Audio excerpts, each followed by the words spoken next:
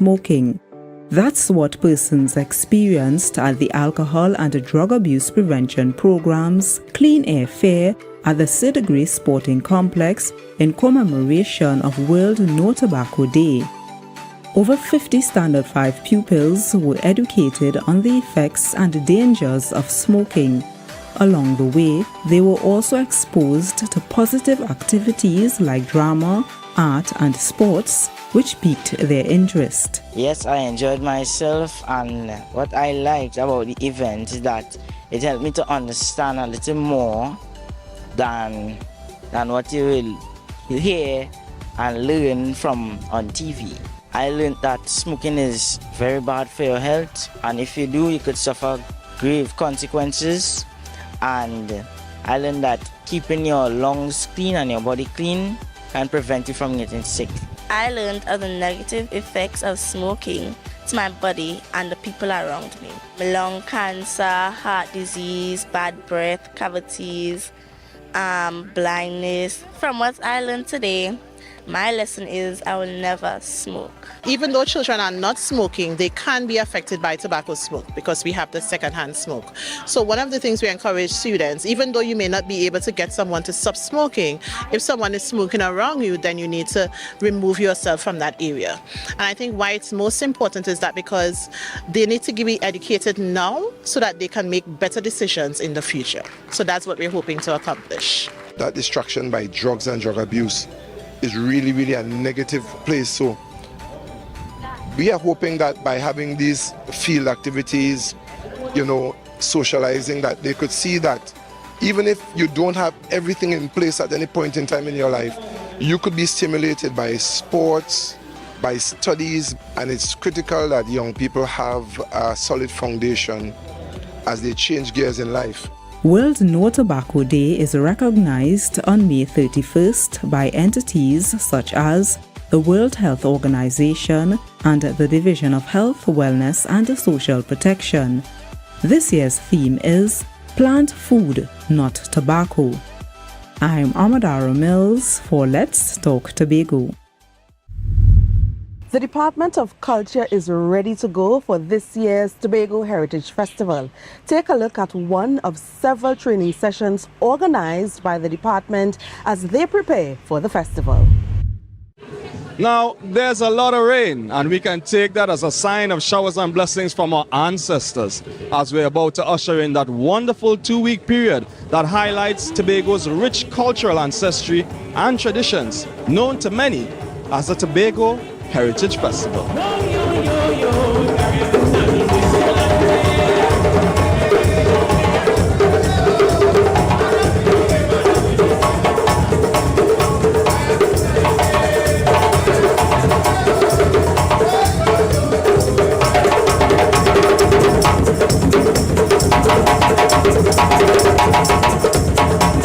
So we're here at the Icons Museum at the famed Fort King George, where behind me you can see a special training cycle is going on to ready practitioners and cultural groups for the upcoming festival. And to tell us all about it, this cultural officer too, Mr. Jesse Taylor.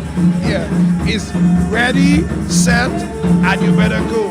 It's all about honoring the past, celebrating the present, and getting ready to inspire the future. It's Heritage 2023. It's all about paying homage, all of who we are and all of who we're proud to be.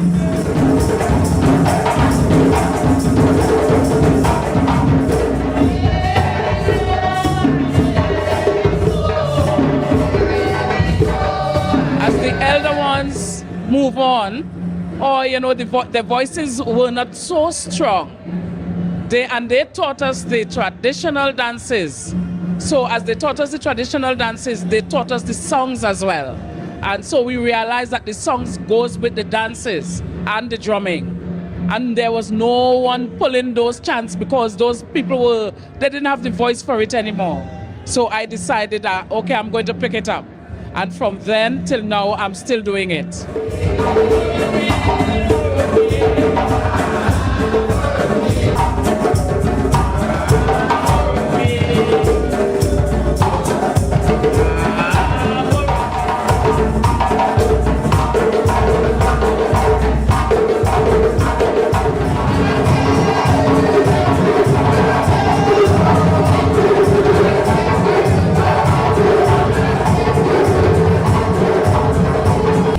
is ready to get the community involved, to really bring them into the spirit of what we're doing, because as we seek to pay homage, we are seeking to pay reverence to what we are inextricably linked to, which is our cultural beliefs, the way we sing, the way we dance, the way we pray, the way we worship and observe all our traditions that we are proud to have and proud to embrace as a people that is free, liberated, and strong. And there you have it, folks. It's Heritage 2023, the Tobago Heritage Festival. Just look at what's happening. Look at it.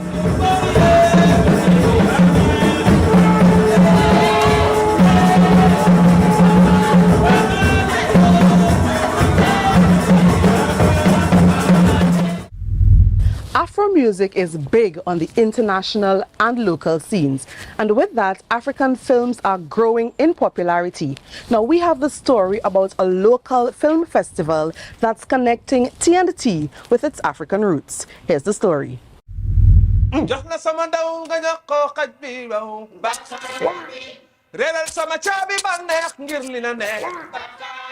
An intense scene from Halle.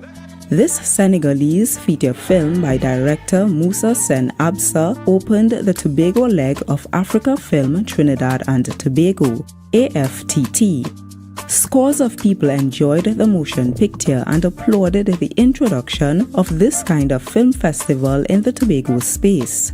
I thought it was an excellent film. I thought the way he brought out the emotion, and even though it was subtitled, and I may have missed some of the translations because the English words would have appeared so quickly on the screen, the acting itself, right, conveyed the messages. So I didn't really miss anything, even if I may have missed the actual words that were being said. I actually felt the film. The film was amazing. I was taken aback by the cinematography of it. I found that the footage itself was high quality and the acting was very good. Getting in touch with our roots, where we come from, I believe that it's an excellent initiative, and I'm hoping to see more of it in the coming years.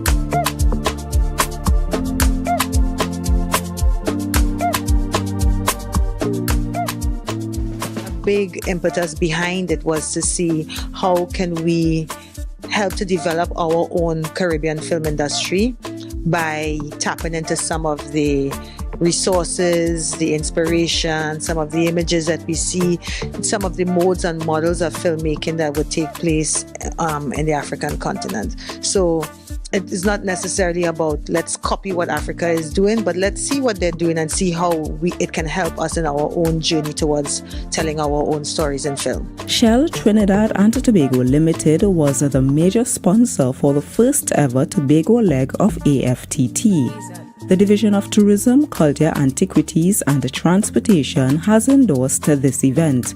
Organizers of AFTT are planning to continue connecting Tobago with its African roots through film in the coming years.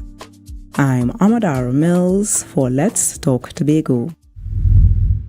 We have to take a short break right now, but more Let's Talk when we return. Stay close. Cause the carnival sweet like Tobago. Hey, it's your girl Adana and this is Let's Talk Tobago. It wasn't too long ago when our children were confined to limited social interaction. But since lifting the pandemic restrictions, educators in Tobago have been working hard to bring our students up to speed to be the best they can be. Here's the story. It's all about good vibes here at the Mason Hall Government Primary School, where they're having their sports and family day. And we're just gonna spend a little time with them, have some fun, engage with the kids, and find out how they have been reactivating themselves after coming out of the pandemic. We're just gonna have some really good, clean enjoyment. Let's go.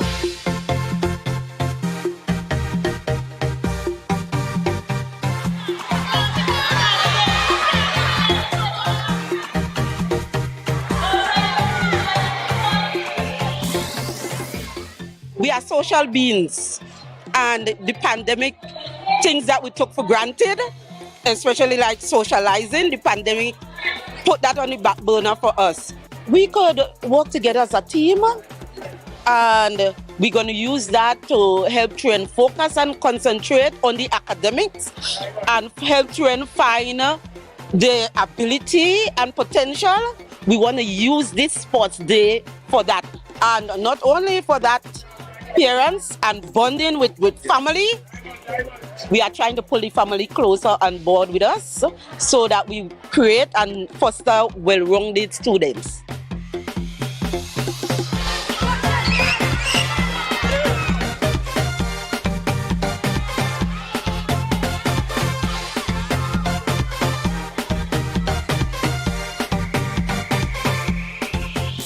Every opportunity to have them outside, engage in physical activity is important. It's part and parcel of their holistic development and their education, because the education is not only the academics, but of course it must include physical activity and the discipline that comes with sport. And if we look at what's happening here, the healthy competition, the sense of achievement of participating, and even more if you happen to win a prize, so that is encouraged tremendously. It's been buckets of fun, as you saw. Even the parents agree. It's been a wonderful de-stressor for both themselves and the kids, as you heard from the principal herself, Miss Melville. Outside is really nice. It's really good to be back outside again, especially here at the Mason Hall Government Primary School. So for Let's Talk Tobago, from both Isaac and myself, I'm Ryan McCool. It's back to you, Patricia. Residents of Grandy Gully in Goodwood are relieved by the recent completion of works done by the Division of Infrastructure. Here's the story. Through the rainy season, especially in the rainy season, we always stranded because nothing cannot go in and nothing cannot come out. We had to climb up on the bank to get out. Well, the women and the children can't make it.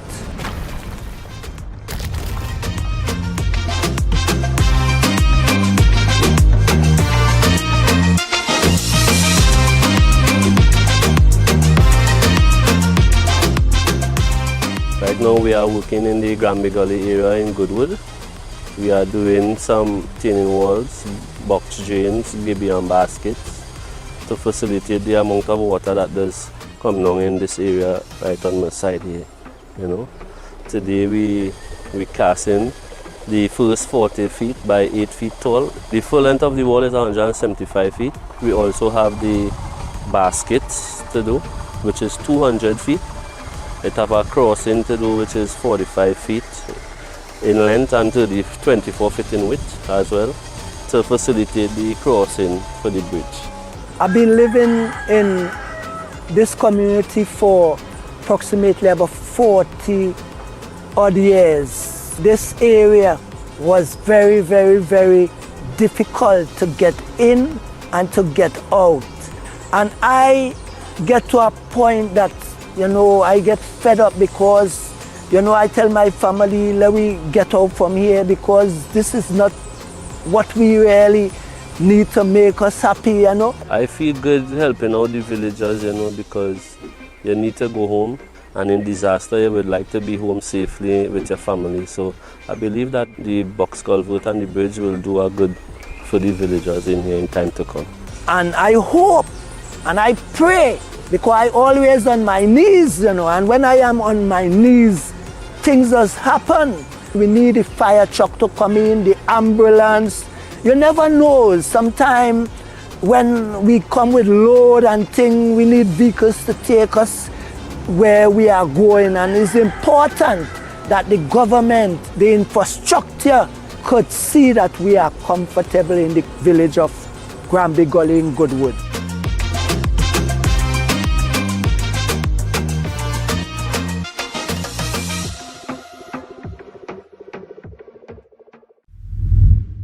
From Fort Milford, you can see Pigeon Point and the Cocoa Reef Hotel right behind me. A spectacular view here in Crown Point, if you ask me. And guys, that's how we bring this episode of Let's Talk Tobago to an end. I'm Patricia Nicholson-Richards, and on behalf of all of us at the Department of Information, Office of the Chief Secretary, Tobago House of Assembly, thank you so much for viewing, and see you soon.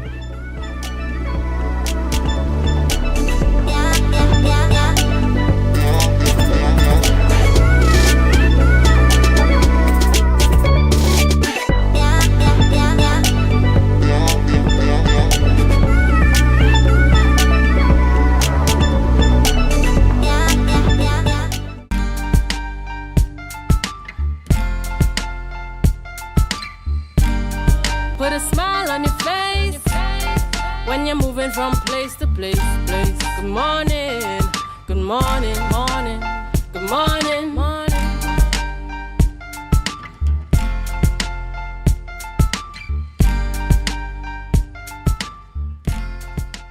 Good morning. This is Youth Wednesdays on Tobago Updates Morning Show. We are live here in Portmore, Scarborough, Tobago. My name is Dwayne Nurse.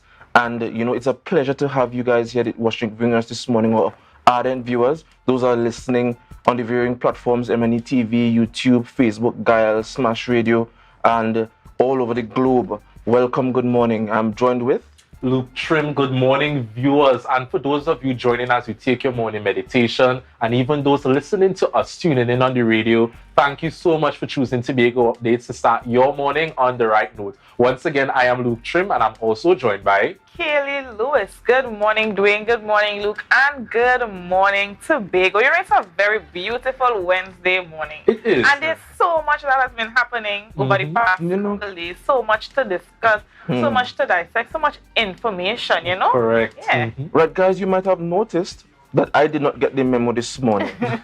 Probably for good cause. But Luke and Kelly, why are you guys wearing these t-shirts that have so many words on it? I can't make them out. Interesting question, Dwayne. Tell us about this. Interesting question. The question this morning is, are youths a waste of time?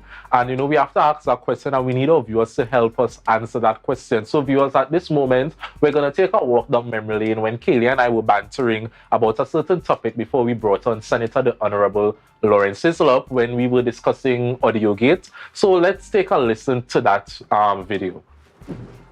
Why was it recorded?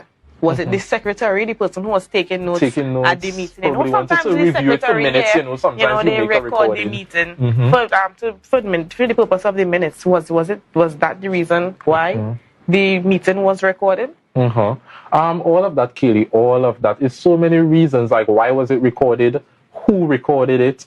Was it an accident? Why the voice note was released? Did they do it on purpose? So many questions surrounding the situation. And the only person we could ask those questions are the persons who were allegedly in the recording. And we have not heard anything from them since to confirm or deny. And in the world of PR, the first rule that I was trained, I was mentored, is that in terms of crises and scandals, your silence, you not confirming or denying, you might think it's helping, but it's actually not helping a situation. Because when we look at this group of people, individuals, when we look at these group of individuals, especially on social media and Facebook, every time something happens that is inaccurate, they quickly fix the situation, they quickly publish something to deny the claims. We would have seen that with the Liz Williams scandal, we would have seen that with the house, the keys, right? So all of that is just fueling more questions. I'm looking at the comments here. I'm seeing somebody saying that the AI could real stutter good boy. Oh God. And I think that's very interesting to note as well. Yeah. Because some of the terminology, the vocabulary that was used and that kind of thing. Exactly, that's what I was looking for. My apologies. When you look at those kind of things, when you analyze it, you could definitely tell. But so yes, viewers, you heard the conversation. That was us giving our own analysis. And we're here, we're chilling, we're at home minding our business, only to receive many text messages from other youths in this space where a person of influence would have reposted that said post with the said caption. Let's take a look at that.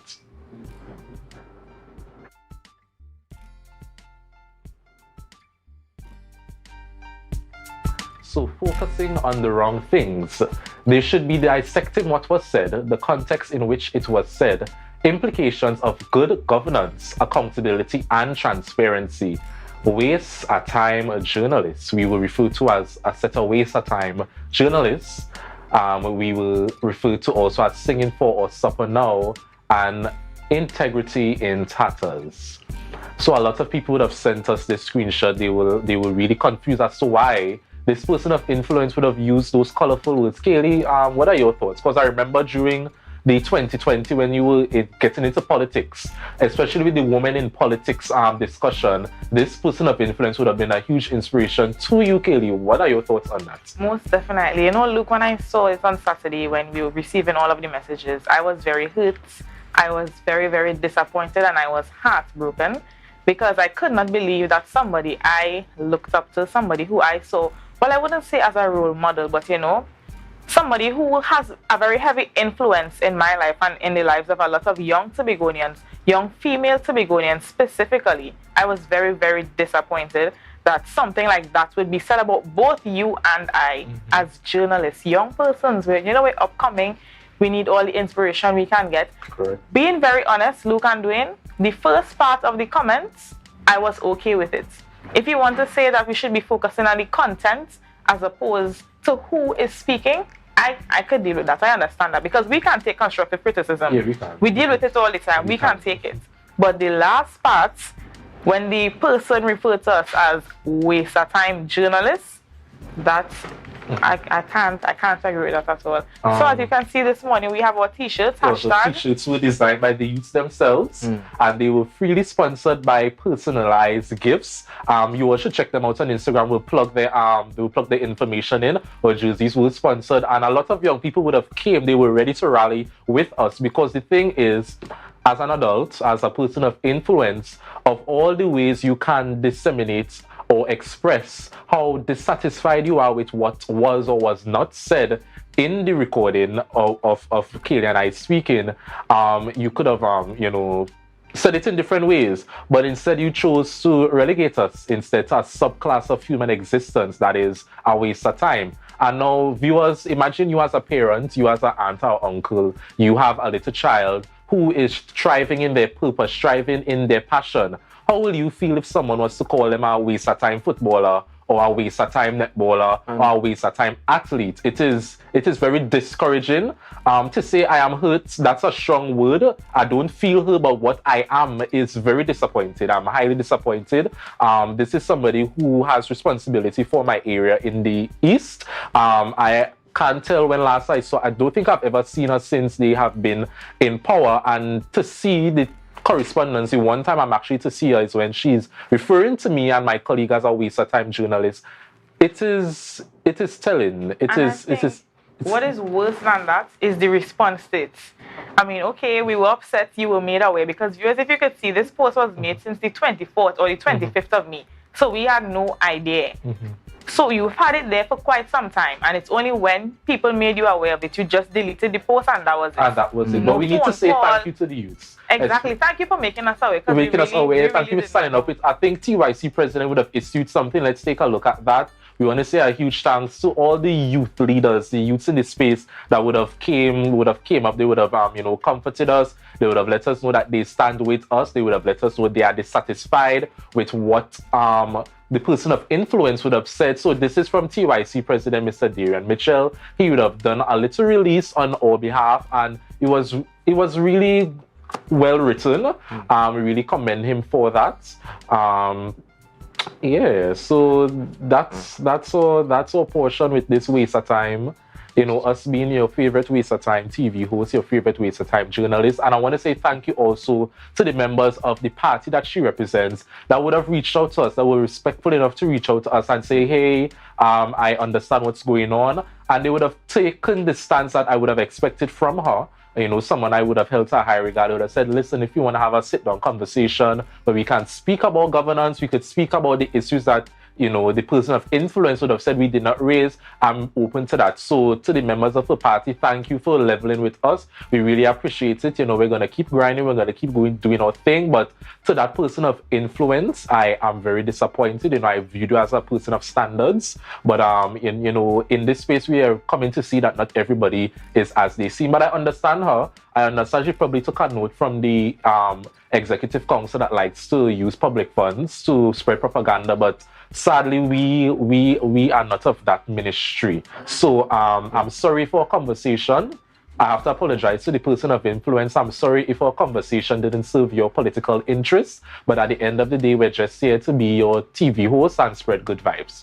All right. So lesson learned. Please do not call youths that are representing in this space a waste of time, right? And politics aside, let us learn from this mishap. So at this time, we're going to go over to news in 90 seconds. I want to thank Luke and Kaylee for properly ventilating this issue, and I hope due diligence does ensue after. Thank you, Dwayne and Luke. And here is your news in 90 seconds for Monday, 12th June 2023, brought to you by Coconut's Cafe, located on the ground floor of the Port Mall. Chief Secretary Fally Augustine promised that he and other members of the Executive Council would be cleared in connection with a controversial audio clip. Augustine responded to questions from residents of the Bagatelle-Bacalet electoral district during a town hall meeting last night. He was heavily chastised for his 22-day silence on the subject. However, Augustine explained that he was hesitant to speak about the matter due to security concerns and hinted that some other people may be implicated. Residents were assured by the Chief Secretary that he would address the issue by the end of this week. Meanwhile, the THA received confirmation of a new chartered flight from Miami to begin in August. Speaking at the town hall meeting, the Chief Secretary explained they were progressing on securing additional airlift for Tobago. He did not reveal the name of the airline responsible for the Miami chartered flight, but indicated that its frequency would be based on demand. Additionally, the THA drafted a second MOU to secure a Scandinavian flight to Tobago. More details would be revealed when negotiations are completed. And finally, Assemblyman Watson Duke accused the Chief Secretary of doing a disservice to the people of Tobago at a press conference yesterday. He chastised Augustine for failing to put Tobagonians first with how contracts are awarded, late payments for daily paid employees, and the stalling of Tobago's autonomy. He further announced that he will hold a Labor Day march from Kings Bay Beach facility to the Roxborough Sid Grey complex. Duke wants any Tobagonians who feel disgruntled about the current governance to participate. And that was your news in 90 seconds, brought to you by Coconut's Cafe. Coconut's Cafe, the buffet restaurant that specializes in all your tasty local dishes. For breakfast and for lunch. Breakfast includes coconut bake and sada roti, served with chokers, bull joil, and sausages in tomato sauce. Not forgetting beef and cheese pies, shepherd's pie, macaroni pie, and rice in various styles. Meat served in a variety of flavors, garden salads, and pasta salads. All this accompanied by fruit juices, coconut water, your choice of a great combination to appease your taste buds. So call us today to order, as we are here to accommodate your busy schedules or if you are having a cooking day off. And now we're going to the exciting part of our morning show, and that is the birthdays. And our birthdays is sponsored by, guys, I think we know by now who the birthdays are sponsored by. Give me a K. This is your birthday shoutouts on Tobago Updates, sponsored by KFC. We're sending out a huge happy birthday to Miss Debbie Ann Edwards. A happy birthday to you, and I hope you enjoy your day today. Next, we have the renowned Pastor Tony Mapp, my neighbor, my good friend, still is somewhat my mentor. Happy birthday to you, and I hope that wifey treats you well, and I'll pass in later for some cake and ice cream. Next, we have Mr. Anderson James. Happy birthday goes out to you, Mr. James, from the Tobago Updates family. Birthday shoutouts on Tobago Updates, sponsored by KFC. From the experts that created the Zinger sandwich comes the KFC Crispy Barbecue Zinger. The only one I see is you. Cheddar cheese, crispy onions, the most delicious Kentucky Fried Chicken, and barbecue sauce. Get ready for a whole new level of flavor. All right, viewers, so I have to give you all the rundown. And once again, our t-shirts, or Youths Our Waste of Time t-shirts, were sponsored by not only the youths of Tobago, but more specifically, personalized gifts. You can check them out on Facebook, Instagram. They could bring all your printing dreams to reality. So for this morning's show, we will be bringing on Kyla Keith Wilson to speak about Kyla's journey. Next, we will be bringing on Venice Simon Frederick as we speak about the art of television and video production.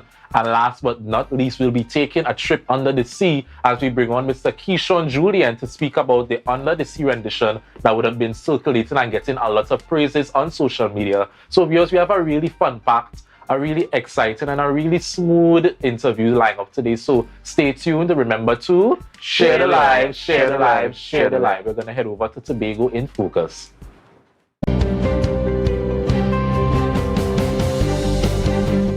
Mediation is used as an alternative to litigation through the use of an impartial moderator and communication and negotiation techniques. The Division of Health, Wellness and Social Protection established its mediation unit in 2009 and has steadily expanded. The unit, equipped with 2 certified mediators, has since settled several matters, including landlord and tenant issues, merchant-customer disputes, property and land, parenting, and even issues regarding the running of traditional susus. Assistant Coordinator at the Mediation Unit, Carol Spencer Edwards, further explains. We deal with family and relationship disputes, neighborhood conflicts, community disputes, juvenile conflicts. So the range of issues are there, and as I said, we try to offer persons that option as against going to the court. Ms. Spencer Edwards revealed a high success rate between 70 and 75%, noting that a large part of the unit's success lies with the process, as persons are allowed to speak freely in a safe and comfortable environment. Quite often the issues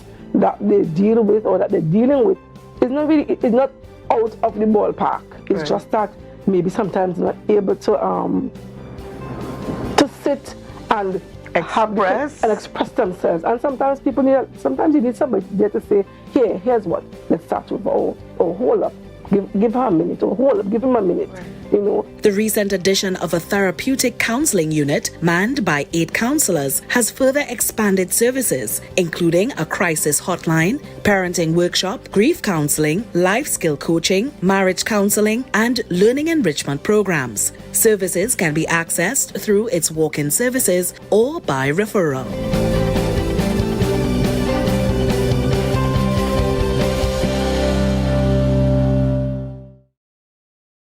Good morning, viewers, and we're back. It's the Tobago Updates Youth Morning Show. This morning, I'm here with Miss Kyla Keith Wilson. Good morning. Can you tell us a little bit about yourself?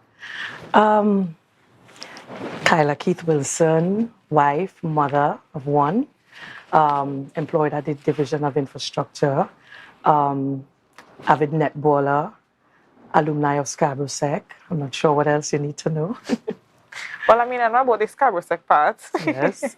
Of course, I know that you have been a netball coach for quite some time. You said, you're an avid netballer, your mother, a wife, a lot of things going on. Mm-hmm. But amidst all of that, you were able to achieve something very remarkable. Can you tell the viewers about that?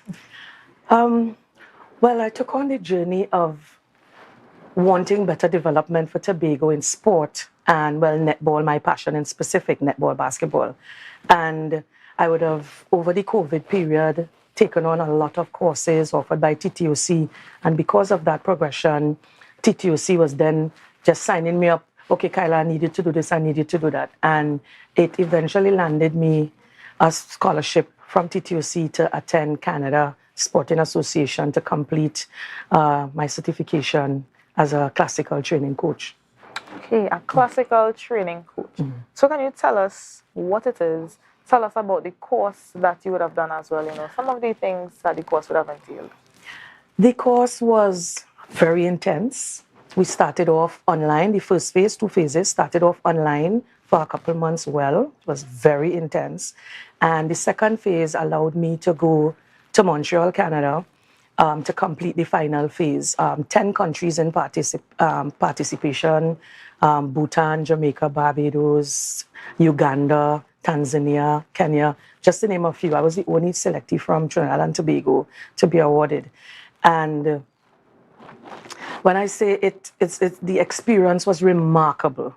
It was very challenging because I'm in a foreign land, the weather conditions, as well as the language barrier because it's different side of Canada I was. But overall, it was an amazing experience where I was able to study certain athletes, like study athletes preparing for Winter Olympic Games, athletes preparing for the 2026 Commonwealth Games. So it was being exposed to some of the most amazing and highly qualified coaches there, Artiform. It was just an amazing experience.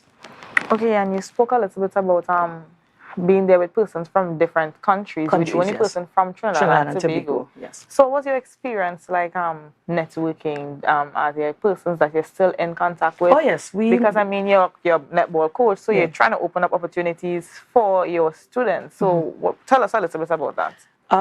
Well, the countries, the 10 of us, 7 were awarded their visas. So we were able to, 7 were in attendance, 3 was online. And we are constantly in contact with each other because we feed off of each other because they have different strengths and so.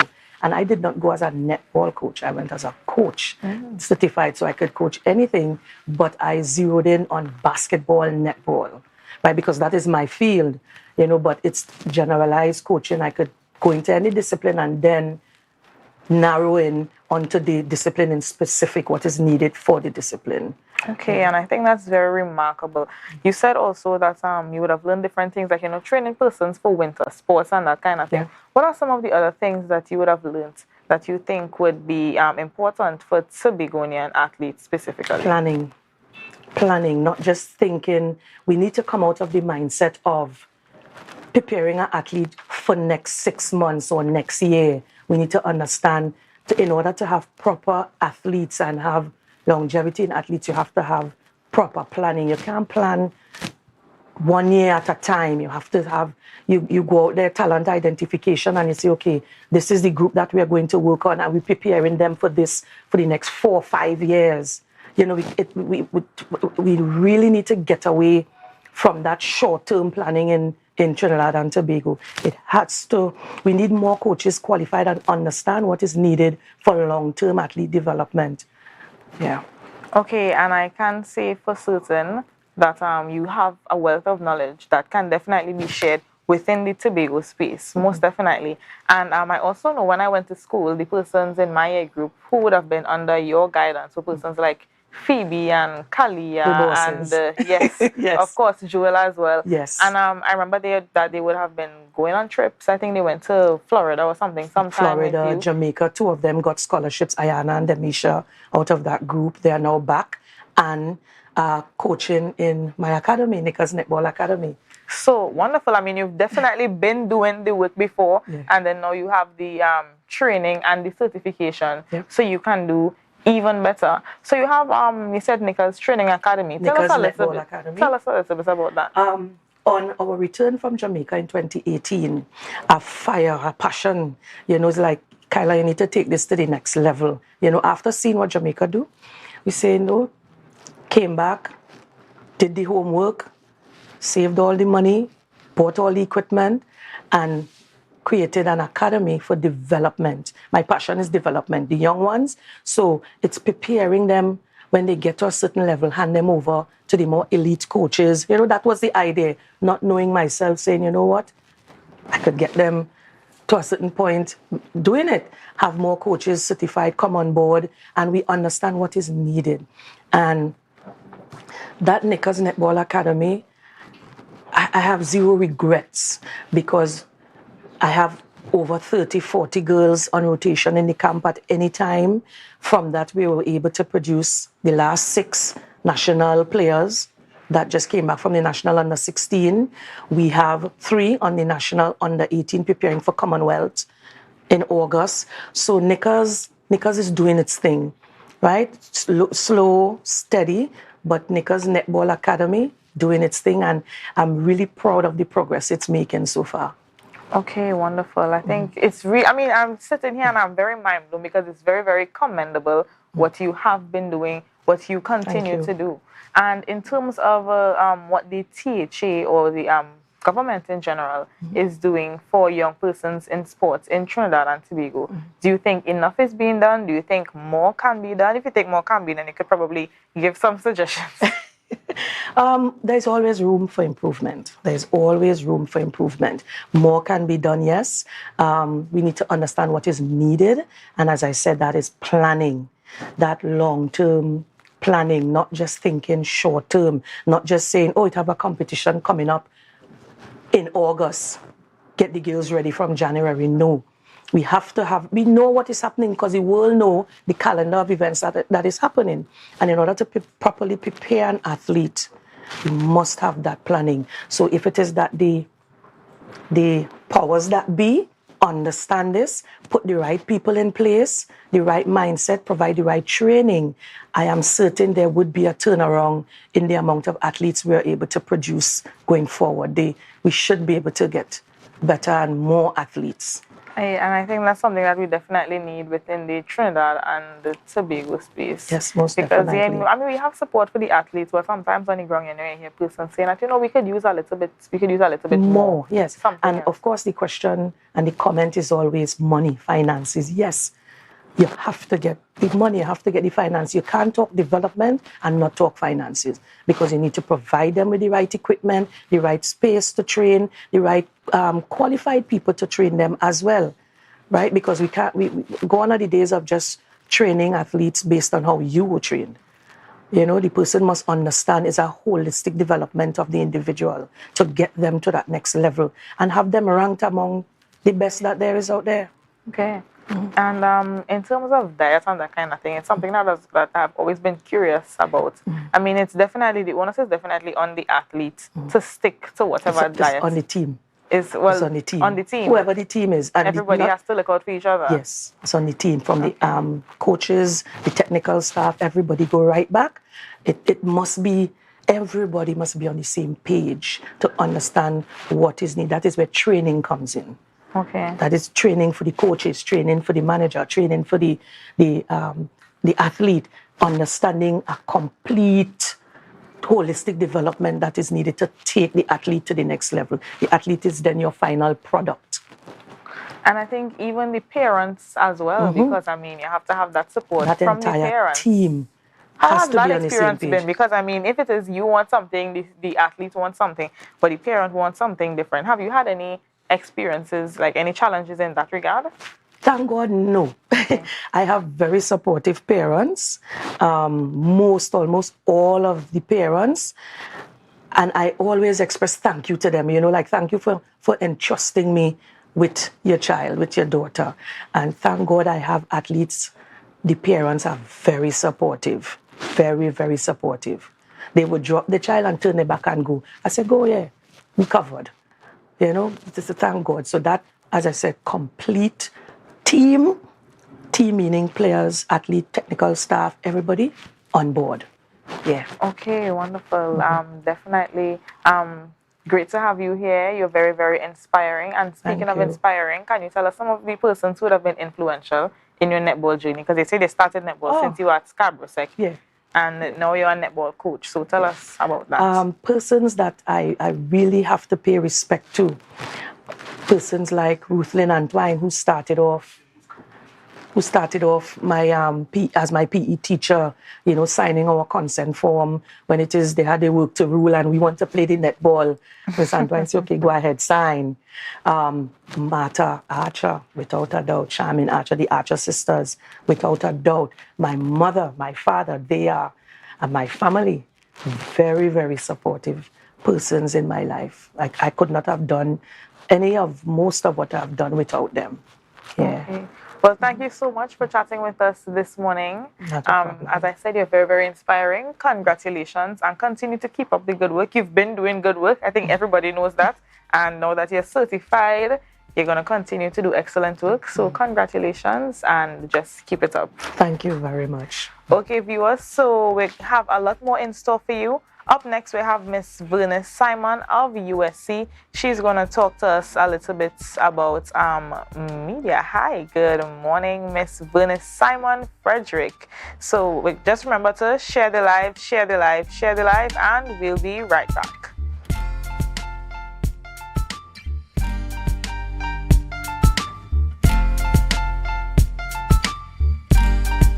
Buy a gift for daddy, I didn't think so. You could come into Authentic Builders right here in Tobago Local Road, right? And you can get discounts on power tools, so daddy. If not, you can get fame as well.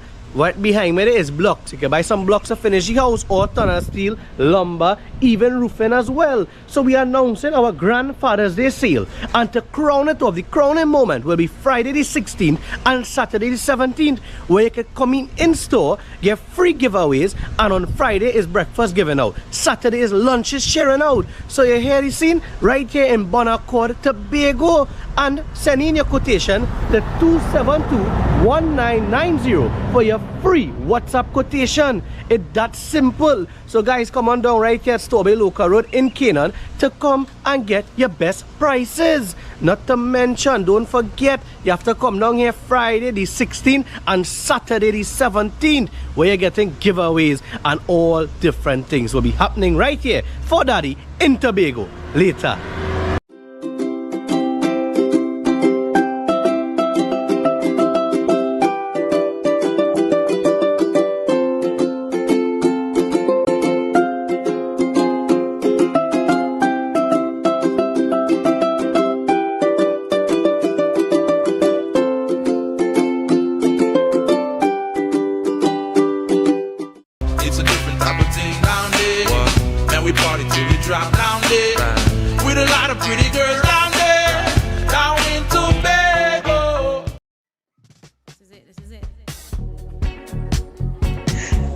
Spa by Haley, where our highly trained staff are ready to deliver the top-class services in facial massages, waxing, nail enhancement, and body treatment.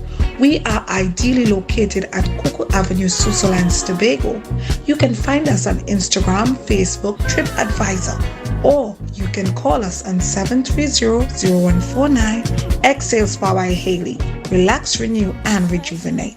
Advertise with Tobago Updates. Call 284-6597. If you have a small or large business, we can get your information in front of the masses. Reach our rapidly growing viewership on Facebook and YouTube. Promote your brand in Trinidad and the Caribbean through M&E TV Now and Gayel. Yes, we can build unique ads for your business. Call now 284-6597 and advertise with us. MI4 Security Services Company is the most advanced security service in Tobago. Ask about our cash and transit service. It's safe, risk-free, reliable, and timely. We provide safe banking delivery for all business types and sizes with highly trained staff, 24/7 monitoring, coordinated emergency response, and a well-maintained fleet of armored vehicles. Contact us at 660-7723 or visit our website at www.mi4securitytt.com to sign up today.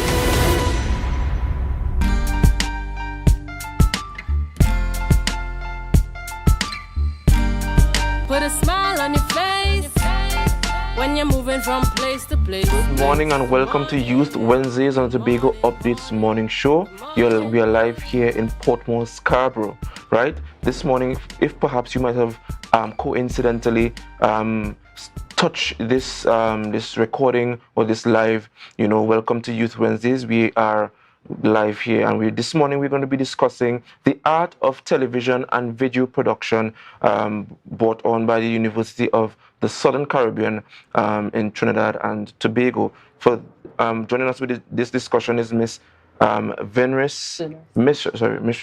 Vernius Simon Frederick, and joining us virtually soon is Mr. Rhoda, and he is the Director of Integrated Marketing and Communication at the main campus USC in Trinidad, right? And you are the Mrs. Frederick, the Director at the University of the Southern Caribbean campus in Tobago. That's right. Good morning and welcome, guys.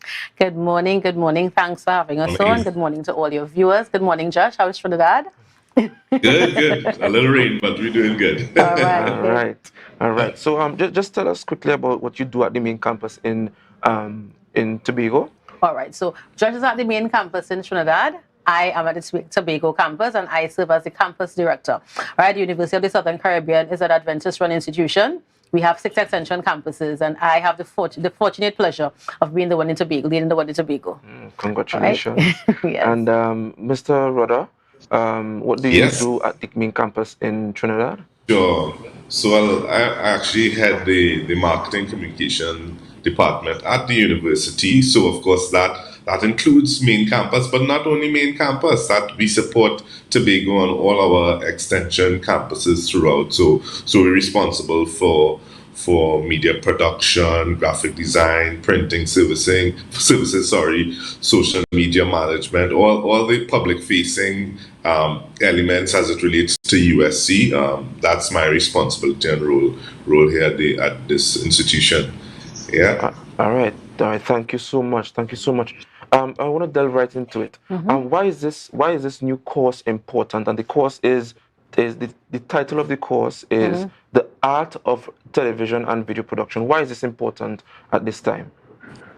Well, I think we live in an age where everybody's doing videos. We have lots of content creators and so on. So I think it's only natural that we'd want to provide a service that will allow persons to go beyond excellence. Because, of course, at USC, that's our motto, beyond excellence. Okay. Right? Josh may probably be able to give you some finer details as to exactly why they did it, because it's Commerce Department at our main campus. All right. Yes. So, Mr. Rhoda, over to you in terms of why now? And is this a new course being put on by the university? Yes. So this was important coming out of the pandemic. As we know, we a lot of folks had to switch to virtual, and a lot of virtual events occurred. A lot of whether it be companies having meetings, organizations having events virtually, and of course we have churches streaming services as well. So we saw the need to really upskill the citizens of Trinidad and Tobago through this course, and it is something new. It's something in the making for about a year now. At our last graduation, we have through our president, who originally was the provost at the Oakwood University in Huntsville, Alabama. He reached out to his team there, and because he oversaw media at Oakwood, and he brought in Dr. Cheddar at our last graduation, who is the head of Oakwood's media network, and he also is an associate professor at the Oakwood University. And we were in discussions and saw the need for this and of course upskilling the folks in Trinidad and Tobago. And so we were planning this about a year now, and thought it was important to have this important course so that we can upskill folks in a short space of time as well, because we want to start it off as a short course, but eventually turn it into an associate degree or even a bachelor's degree, because we see this as very critical. All right. Thank you so much for that. And while we are discussing the flyer, while we are still on the flyer, and I hope that they could put it up on the screen for the viewers to see.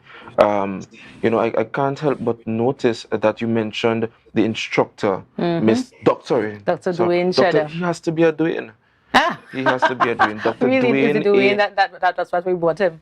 Sorry? Is it Dwayne why we brought him in? Possibly, we can't do it without Dwayne. And he is highly skilled, I must say. He comes with a vast wealth of information. He started off in Jamaica. He's BBC trained. He Wow. works in the US. So we're getting Caribbean flavor, British flavor, American flavor. You're getting it all. That's good. So, Mr. Roda, can you tell us just a little bit about possibly if you could give us an idea what the course outline might look like? Some of the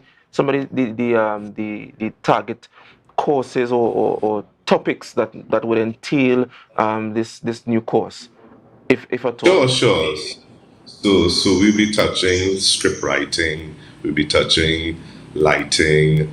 We'll be touching floor plans. We'll be touching, of course, how to pre-production, post-production. We'll be covering all elements of production, and of course, it's going to be hands-on at the university. It's going to be at the university. It's going to be hands-on, and so we're going to delve deep into how to tell your story using television and video production. Because we see this as very important, as of course we are all here and we have a camera crew that's doing this morning show, and of course you all are very aware of the importance of pre-production and the production itself as well as post-production. Dr. Cheddar will be going into all these elements so that you're going to get a hands-on experience and a holistic experience and come out of it having a clear understanding as to how you can be the best you are in television and video production. All right. So quickly, we have just about a short time. Let's talk about accreditation and the global viability. Is this course globally recognized? So is it that once upon completion, I would have a certificate and I could go anywhere and ply my trade with this certificate? Yes, it is a professional certificate, and of course, accreditation is based on the institution that offers the program. So USC is fully accredited, and so all the programs that we offer would have that stamp of approval. Right. So you're getting literally a professional certificate in 2 weeks. It is an intensive course, so persons who are coming should be prepared to work. As Josh said, it's going to be hands-on, so you're going to jump right in from day one. Right. And while we are still on the flyer, I couldn't help but notice that I am not sure if I missed it, but I didn't see anything about Tobago. But is it that it's going to be a hybrid system, or is it going to be is it going to be happening simultaneously in Trinidad and Tobago? Well, at this time, of course, this Dwayne is only one person. He's going to be in one place at one time. Right. So it will be happening on main campus. And of course, as Josh said, because it's hands-on, everything will be happening at the main campus. Okay. But you notice the flyer gives you 2 packages. So there's a package for those who are in Trinidad. They just pay the course fee. That's $4,000. But for those of us who are coming from Tobago, we have a special offer just for you. For an additional $1,800, you're getting meals, accommodation, airport transfers to and from the university. So you would be put up at the university for the 2 weeks. We'll be staying in our dormitories, right? And I mean, I don't think you can get a better deal than that. $1,800 meals and room. So anyone from Tobago who's interested in going, you get a 2 weeks vacation at our main campus, because the classes are in the afternoon, so you have the daytime to do whatever you'd like to do. And classes go from 5 to 9, Mondays to Thursdays. Right, and of course, you can come home on weekends if you want to. Great. Just a correction, 4 p.m. to 9 p.m. Yes. But is it? Let's quickly talk about registration. Is registration going to be tedious? I remember my first stint of university. It took me a whole week and some days to register. Is this going to be tedious? No. Registration is really one click away. So you go to our website, you click and you type all the information there on one page. The options for payments, usually you could do online bank transfers, or if you're a person who's skeptical about that, you can come to our campus in Tobago, use your links card and pay, or you can actually pay at our area website as well, and all the information you need is there. I mean, if you're into video production, then it's really just as easy as reading the screen and following the instructions. Great. And my final question to you, Mr. Roda, and quickly we have but a short time. What does this mean for the music and the production industry, the media industry in Trinidad and Tobago? Oh, I think this is a game changer for us because it means we have the opportunity to give our professionals who may not have been certified. This gives them the opportunity in 2 weeks' time to get a professional certificate, and of course, this is very important. I think especially to those who may not have the time right now to do a full degree in a related program. So this offers you the opportunity as a starting point to then actually take your academic or professional career in music, in the television and production industry, and up to another level. So that's why we're starting it. Yeah. All right. Thank you very much. Thank you very much. And quickly, I want to ask them to put up the flyer on the screen just to rehash where they could go and register, etc. And I think I would ask the Tobago Updates media team to post this on their page for those wishing to join this this course. It's a 2 weeks course, running from July 3rd to July 13th. That's Right, July 3rd to July 13th. So please be guided accordingly. All right. So if I could just call out the guys address. for joining us this morning. Thank you for having us. Thank you for considering Tobago in this venture. I'm not very much versed and have the time to join this course, but I'm sure I would have aced it. So thank you guys for being here. And this brings us to the end of our interview this morning. Remember to share the live, share the live, share the live. We'll be right back with Luke Trim.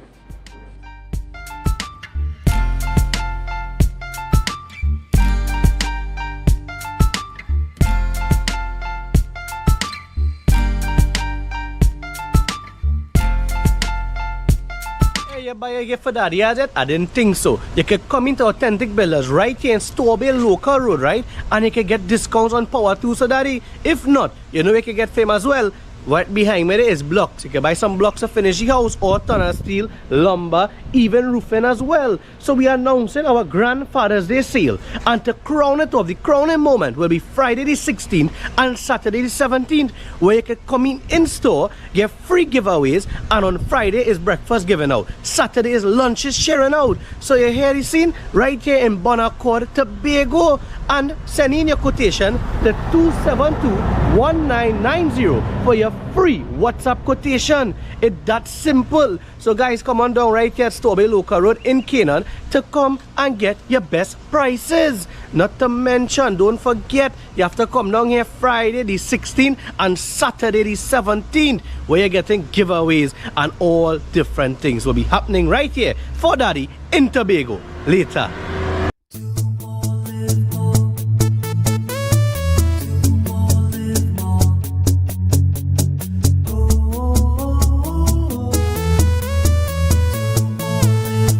This is how it's gonna go. They better look up below, 'cause this is your show, and everybody's gonna know. Say it to them once again. They better look up below. This is your show, and everybody's gonna know.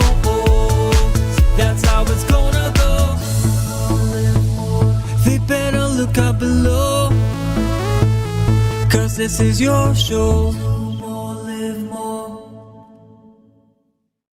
October will never be better with Tobago Carnival fever. Book your passage and come on over.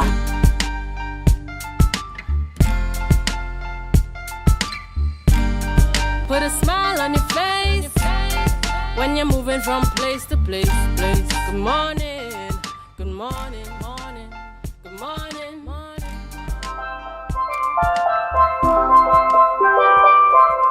Wow. I'm speechless. I am speechless.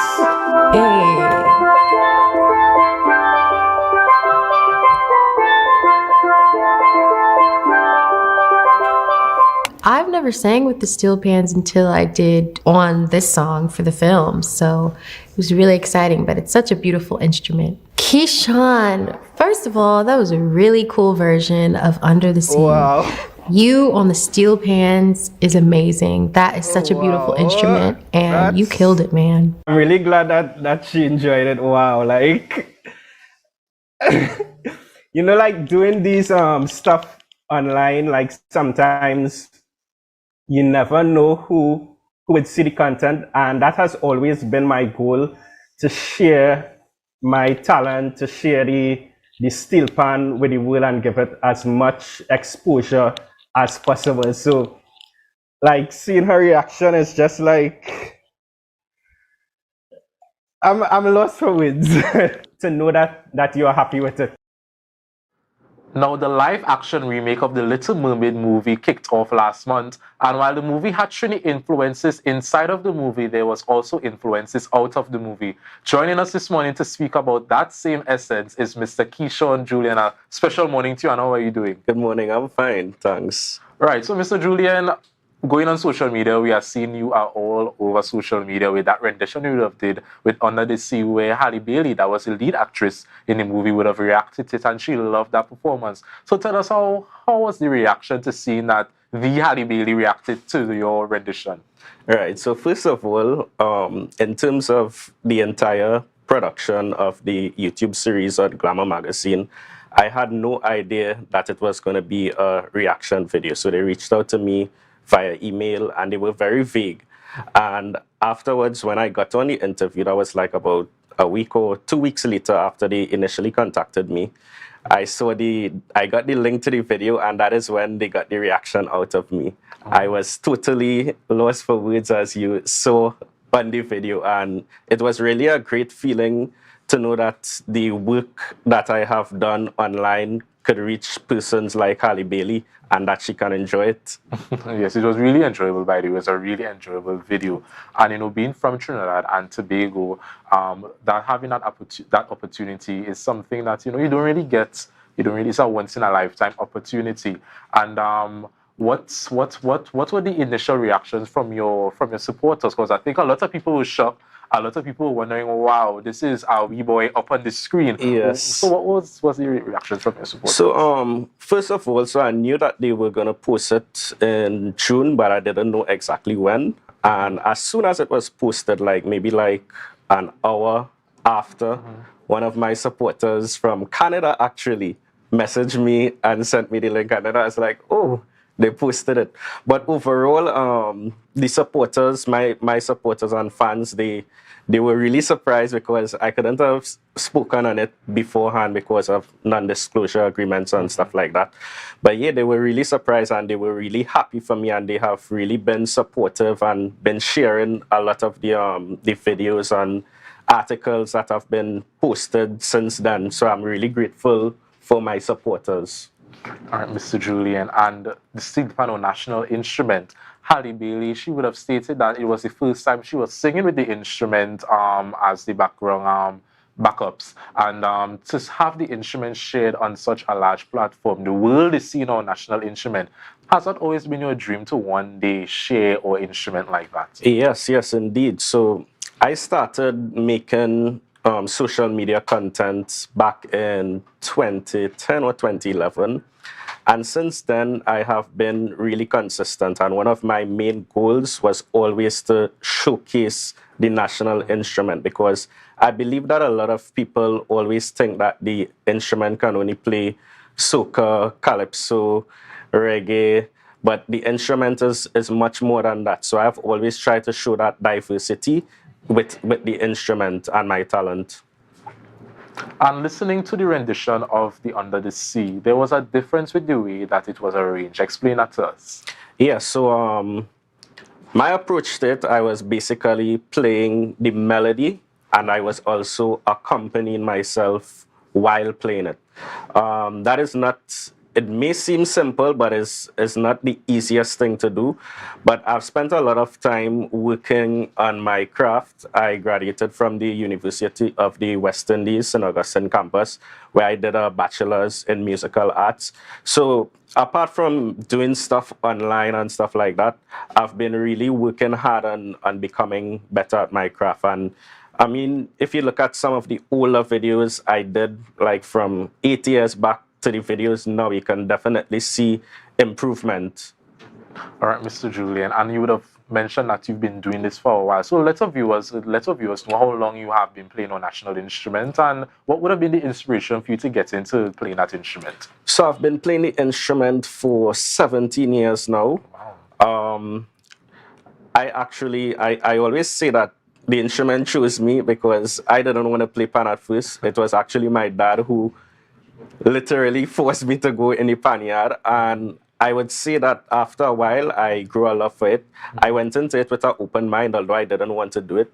I went into it with an open mind, and the instrument has afforded me many opportunities. I've had the opportunity to travel all over the world, from France to Belgium, England, Canada, Japan, you name it, I've been there. And it's been an amazing journey being able to share the instrument and share my love and passion for the instrument with people all over the world. Oh, that's really inspirational. And sharing your love and passion for the instrument, do you see yourself one day creating an academy where young people who are interested in playing the national instrument, they can come and be tutored by the Keyshawn Julian? Right. So I'm glad you asked that question. So actually, during the pandemic, one of the things that I did was I started online lessons. Okay. And because of the fan base and because of the pool of supporters I built up over the years, like, it was really easy for me to get that off of the ground. From the first day I posted the ad, like, I got so many responses until I was like oversubscribed. And this is like from people all over the world. So I had students from Canada, St. Martin, here in Trinidad and Tobago, and all over. Apart from that, I also offer classes on Tuesdays. That's uptown at the Alpha Pan Pioneers Pan Theatre. I offer classes there on Tuesdays for youths. So yeah, I have been actually passing on the knowledge and talent with the younger generation and other people who are interested in learning. So it's all about just to develop on that. I must admit that, like, with my schedule and performances, and also I work at 8 to 4. So balancing all of that, it's a little hard, but I try my best to facilitate when and wherever I can, when possible. Wow, you sound like you have a very packed and interesting life. Yes. So for people listening, youths in music, what are some motivational words you want to leave with them? I would say that pursuing music, especially in Trinidad and Tobago, you have to really make up your mind and go in full with it. Like, it's not easy. I'm not gonna stand here and say that it's easy, but you have to really be prepared to face the challenges that would come, and yeah, just be positive and try networking. Networking is very important. Like, I can't stress how important networking is, and also utilize social media, because that could get you outside of the box of Trinidad and Tobago. We have all the tools at our disposal, so it's really mindset, and I believe that there's a piece of the pie for everybody once you have the right mindset and work ethic. So yeah, just go for it. Don't be deterred by the naysayers, because there would be a lot of that. And just follow your dreams, follow your passions, and that could only lead to success. Follow your dreams, follow your passion, and that could only lead to success. That was beautiful. For people who would like to reach out to you, either for bookings or tutoring services, how can they contact you? Yeah, so you can contact me at Keyshawn Julian on Facebook, Instagram, YouTube, or my website, keyshawnjulian.com, or via email, contact at keyshawnjulianmusic.com. So I'm very easy to find on social media. So once you type in Keyshawn Julian, or even if you just go on YouTube and type in Steel Pan, I'll probably be one of the first persons you see on the search engine. So and all the information would be there. That's great. So, Mr. Jin, I want to thank you for joining us here on the Youth Morning Show. It was a really informative and interesting interview, and I want to wish you success in your journey. So, thanks once again for joining us. Thanks for having me. That was Mr. Julian as he spoke about his rendition of Under the Sea. So, we're going to take a quick break and we'll be right back. Just remember to share the live, share the live, share the live.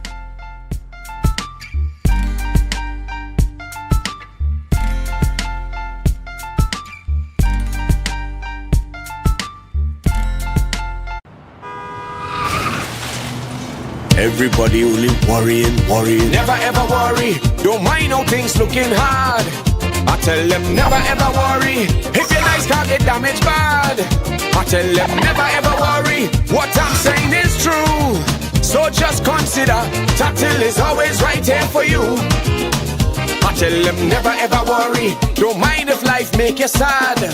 I tell them never ever worry. If your house get flooded out real bad. I tell them never ever worry. What I'm saying is true. So just consider Tatil is always right here for you. I tell them never ever worry. If sickness catch you off guard. I tell them never ever worry. If times fall on you real hard. I tell them never ever worry. What I'm saying is true. So just consider Tatil will always be here for you. Never worry about a thing. Tatil, where people are people. You know what I mean.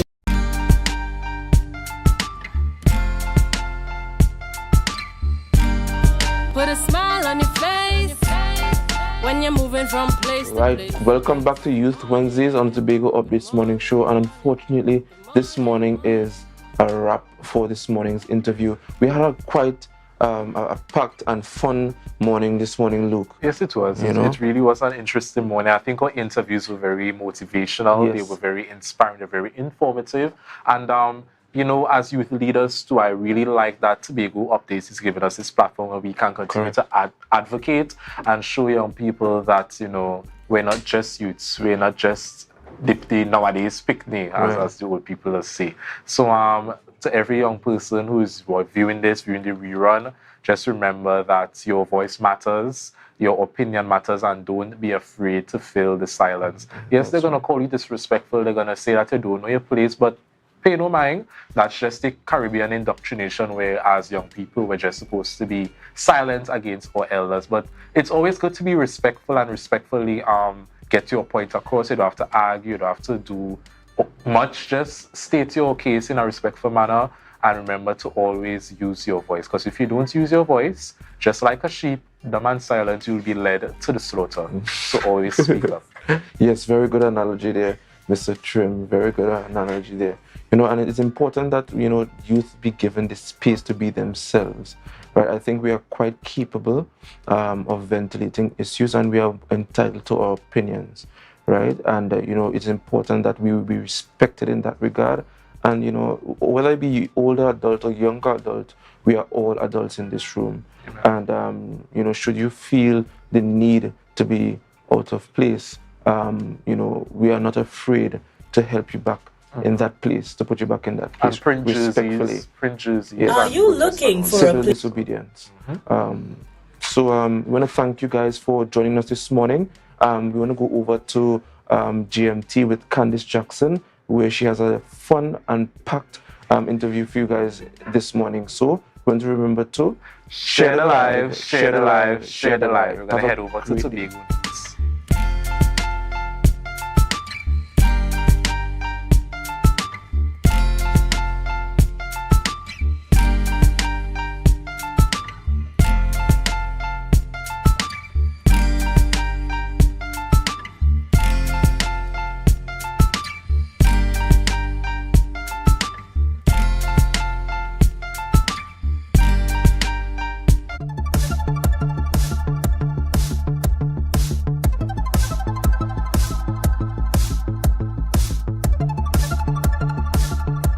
Kian Bruce is a visually impaired mother of 2.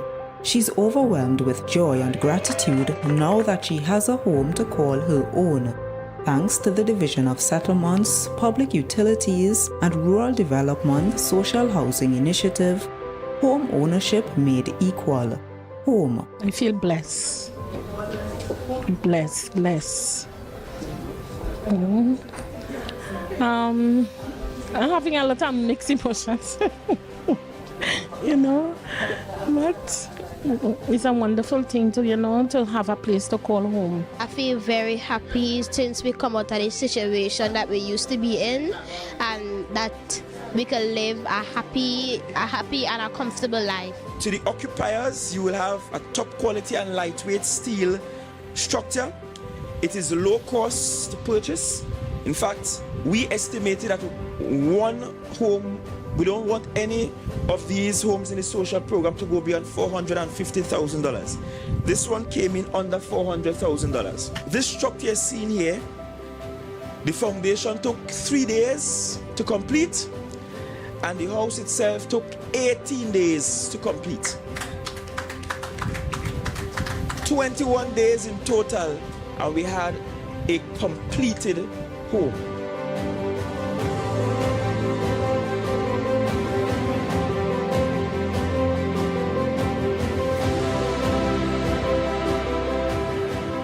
Every development that has lands available will be given out by Secretary George and I. Everyone. And not only in these old developments, but in the new developments that are to come. That is our mandate, to provide affordable housing to our citizens. Housing is a must. It builds you socially. It has a social impact on you. We have to provide for those who are less fortunate. Miss Bruce is the first recipient from the home program. There are plans to provide more houses for other vulnerable, low-income people in the future. That was a production of the Department of Information, Office of the Chief Secretary, Tobago House of Assembly.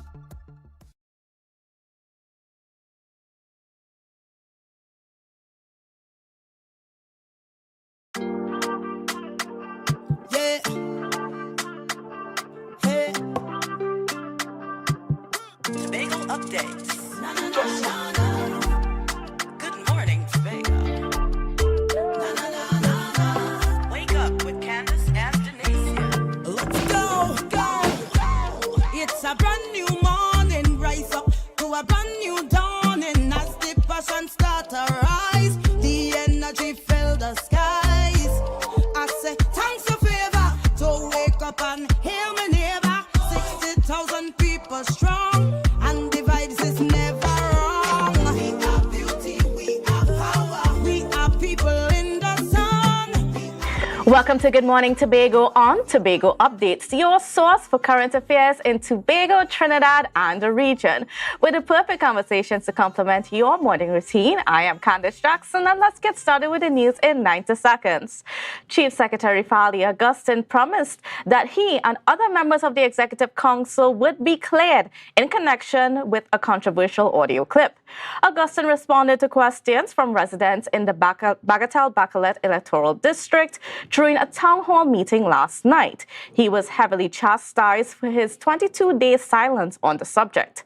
However, Augustine explained that he was hesitant to speak about the matter due to security concerns and hinted that some of the people might be implicated. Residents were assured by the Chief Secretary that he would address the issue by the end of this week. Meanwhile, the THA received confirmation of a new chartered flight from Miami to begin in August. Speaking at a town hall meeting, the Chief Secretary explained they were progressing on securing additional airlift for Tobago.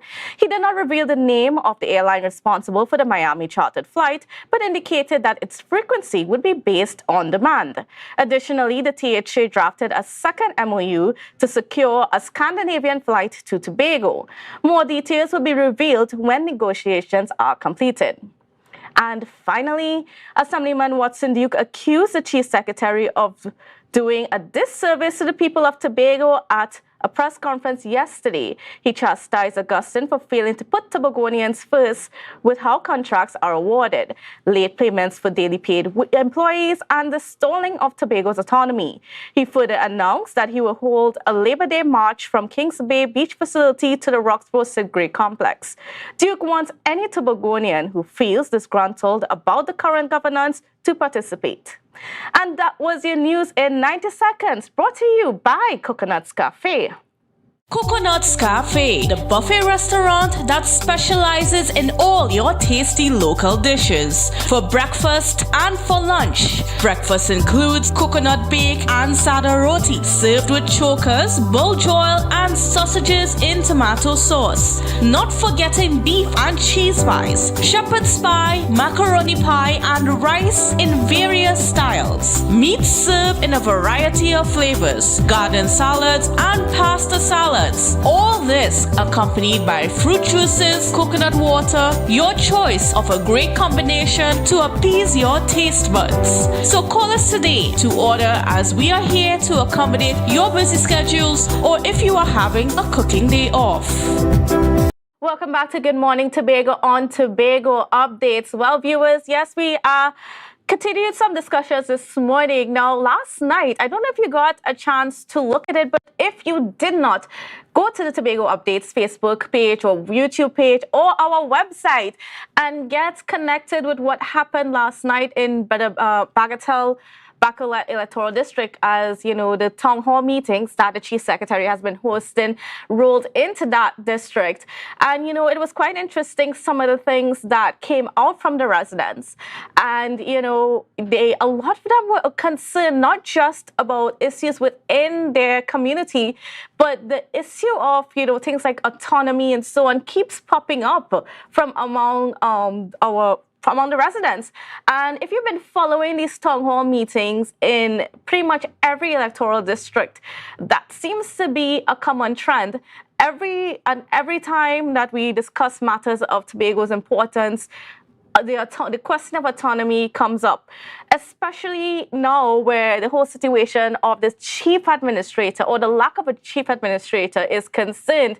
Well, I mean, if you are not aware as yet, well, we had some notice from the THA that they are giving the Prime Minister, I think 7 days, the Public Service Commission, 7 days to appoint a chief administrator. And why is this important? It is important because a chief administrator is a top accountant within the THA.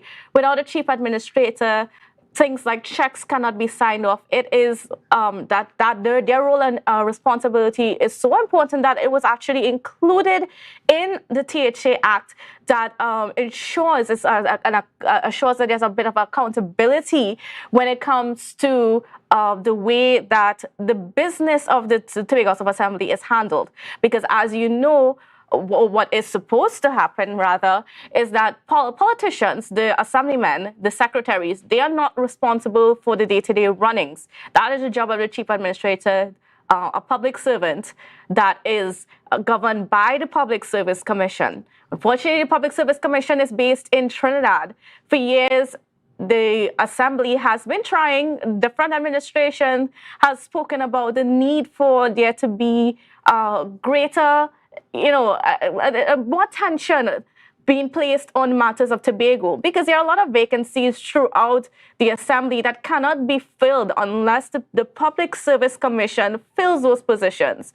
I mean, it's part of the reason why we even had that whole contract issue coming up, in terms of a lot of employees in the last couple decades were hired on short-term contracts, because, you know, the process of going through the Public Service Commission is so long sometimes, and it's not really focused on Tobago. I mean, we've heard complaints year after year from various parts of the THA, how the Public Service Commission does not really service the THA and the needs of the THA. What was also interesting is that, I don't know if you have also paid attention to 40 Hour, which took place here at the Tobago Updates on Monday, where our host, Edison was able to speak to some of those people that served with Dr. Jeff Davidson, who passed away recently. And, one thing that came out of those discussions was the fact that that group of assemblymen, they are not getting any pension. They are not being taken care of. All those things were sorted out from I think was to the year 2001 come forward. But all those people that served before, from 1980, when the THA was established under the Constitution of Trinidad and Tobago, those people have not been able to access pensions and those things that are afforded to our public servants.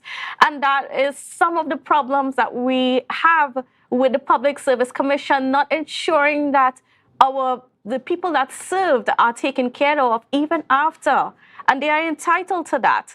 They did the job. They are supposed to be getting taken care of. And it's a sad situation to know that people like Mr. Regis Karut, Mr. Beard, all those people that served remarkably well were not able to be taken care of. Now, I'm speaking about the Public Service Commission because we are going to get into some discussions in regards to what's happening with that, the chief administrator, what's going on, and we're going to get into those discussions right after this quick break. Wake up with Candace and Denise. Let's go!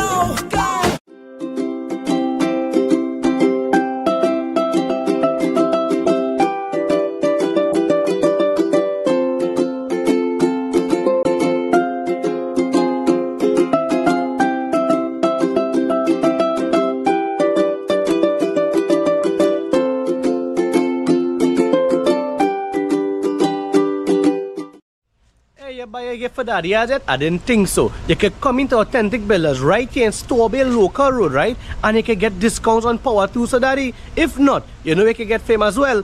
Right behind me there is blocks. You can buy some blocks to finish the house or tunnel steel, lumber, even roofing as well. So we are announcing our Grandfather's Day sale. And to crown it off, the crowning moment will be Friday the 16th and Saturday the 17th, where you can come in store, get free giveaways, and on Friday is breakfast given out. Saturday is lunches sharing out. So you hear the scene right here in Bonaccord, Tobago, and send in your quotation to 272-1990 for your free WhatsApp quotation. It's that simple. So guys, come on down right here at Tobago Local Road in Canaan to come and get your best prices. Not to mention, don't forget, you have to come down here Friday the 16th and Saturday the 17th, where you're getting giveaways and all different things will be happening right here for Daddy in Tobago later.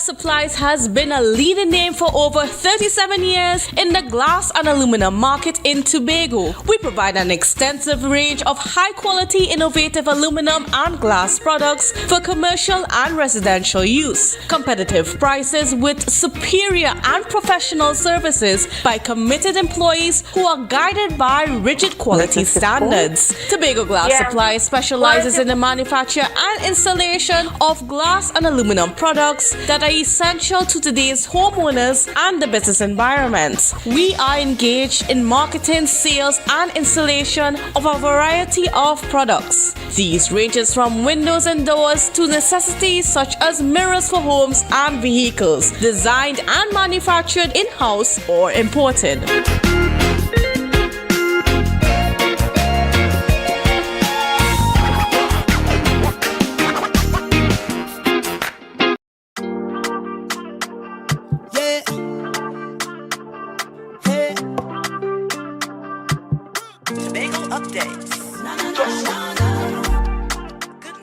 After Good Morning Tobago on Tobago Updates. Well, viewers, there's a lot of attention right now is on the THA and what's been going on, especially where the chief administrator, the street administrator, the role of the chief administrator is concerned.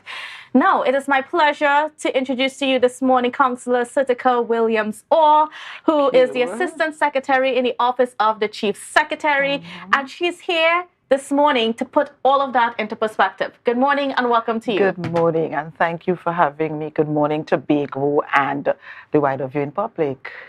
All right, so let's get straight into it. Now, let's start with what led to this situation. We have the previous chief administrator retired, as it naturally happens, and now we are without a chief administrator. Right. So the vacancy in the office of the chief administrator was not sudden. It was not sudden departure. It was known that the last incumbent would retire. Compulsory age of retirement is 60. All right. So that happened around mid-May. Now the THA is duty bound to inform the Public Service Commission, and also the PS to the Prime Minister. And that's the permanent secretary in the office of the Prime Minister. No, that happened, right? Because of course staff arrangements have to be made, and those arrangements cannot be made by the THA. Now, whose responsibility was it to notify the Public Service Commission? Was it the chief administrator? Yes. Which she did? Yes, that was done. I can assure you that that was done, and in time. How much time are we talking about? I am aware that 2 memoranda were sent, all right, at different times. But I think the latter one was sent more than a month before the departure, all right? So that was done. Okay. Right. So a month passed. She came to her retirement. She took her leave, as is natural. And no, in fact, in this case, the chief administrator worked right down until her 60th birthday. Right? So there was she did not proceed on leave before retirement. So she's totally done. It's not that she is now on leave before retirement. Right? She worked right up to the 60th birthday. So she retired and there was no replacement. Well, let me tell you what the process should be. Now we know that there's a Public Service Commission. All right? It's a creature of the Constitution. And just before we go into that, let's just spend a little minute and just explain what the Public Service Commission is for those who may not be aware. Okay. Now, there are more than one, right? There are service commissions, creatures of the Constitution of this land, with certain responsibilities to appoint, to promote, to enforce standards of conduct, to discipline, to transfer, to confirm appointments. In this case, the Public Service Commission, and it's enshrined in Section 120 of the Constitution. So it tells you that. The public, and I'm careful to say Public Service Commission because there's judicial and legal, there is teaching, there is police. Yes. Right? So this Public Service Commission takes care of civil servants, prison services, fire services. So in other words, the secretaries, yes, the politicians, those policymakers do not have any authority. The service commissions are the buffer zones between the administration, the public administration, and the executive. The commissions, you could call it the insulators.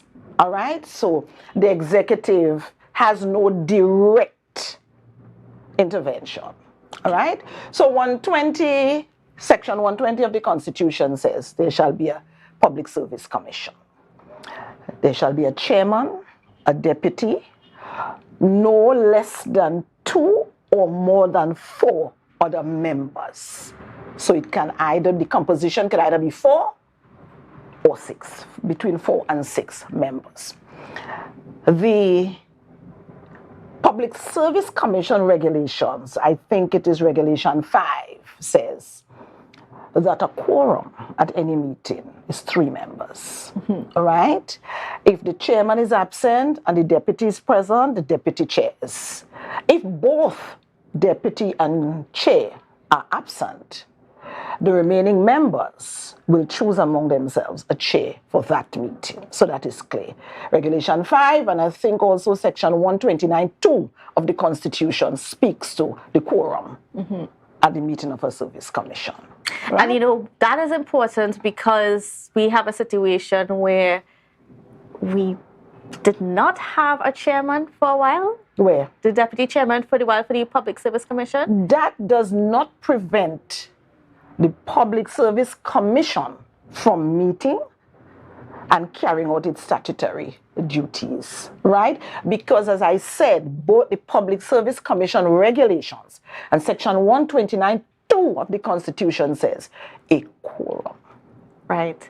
It's 3 members. So the fact that a deputy was appointed at 2 p.m. on Monday, only a deputy, only one office filled, means that the Public Service Commission was fully constituted up to 1:59 p.m. on Monday. So right? in other words, then they were in a position to treat with the matter of the retirement of the chief administrator. Of course. A quorum, 3 members. Let us remember that. Mm-hmm. It does not say that the quorum must include the chairman and or the deputy. A quorum, 3 members. All right.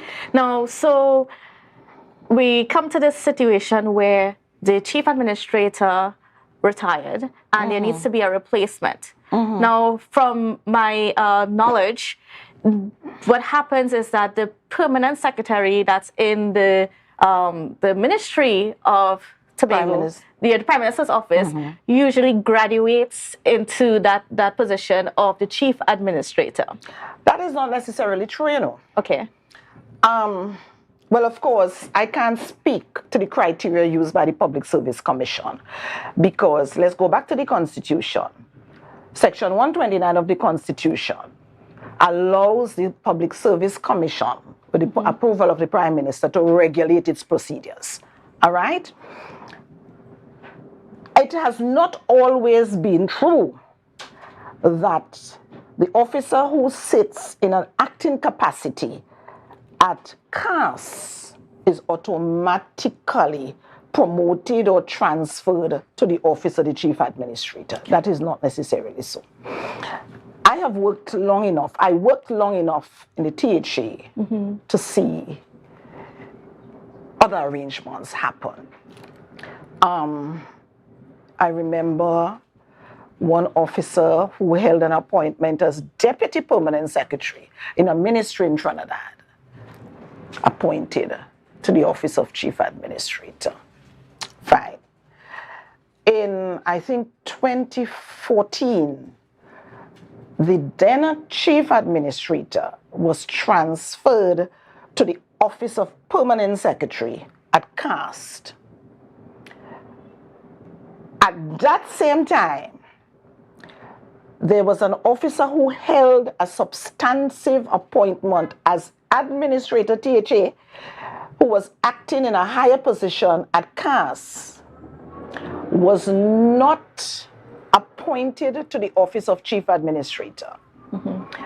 What happened then, another officer who was working in Trinidad at a ministry in Trinidad was brought to the office of chief administrator. Now that person who came was junior as an administrator to the person who was sitting at CAST.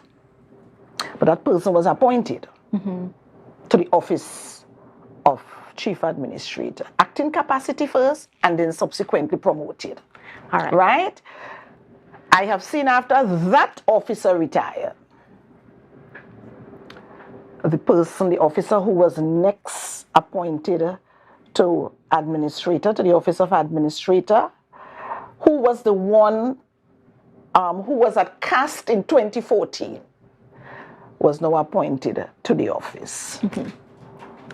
When that officer retired, may have been about 1.5 years ago, the officer who retired this year was brought from OPM CAS to THA. So it has not always been an automatic move from PS CAS to Chief Administrator THA. All right, well, we're going to stick a pin right there and we're going to continue our discussions on what's been happening with the Chief Administrator, that position, when we come back after this break.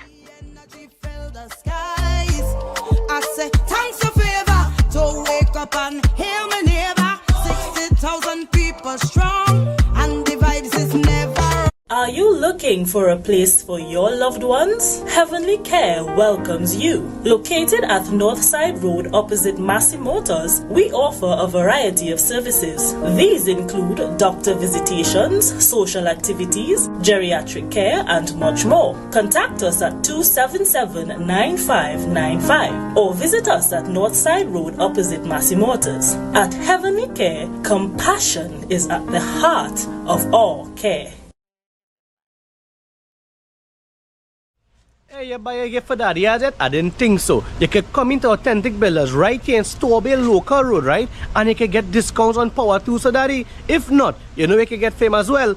Right behind me there is blocks. You can buy some blocks to finish the house or tunnel steel, lumber, even roofing as well. So we are announcing our Grandfather's Day sale. And to crown it off, the crowning moment will be Friday the 16th and Saturday the 17th, where you can come in store, get free giveaways, and on Friday is breakfast given out. Saturday is lunches sharing out. So you hear the scene right here in Bonaccord, Tobago, and send in your quotation to 272-1990 for your free WhatsApp quotation. It's that simple. So guys, come on down right here at Tobago Local Road in Canaan to come and get your best prices. Not to mention, don't forget, you have to come down here Friday the 16th and Saturday the 17th, where you're getting giveaways and all different things will be happening right here for Daddy in Tobago later.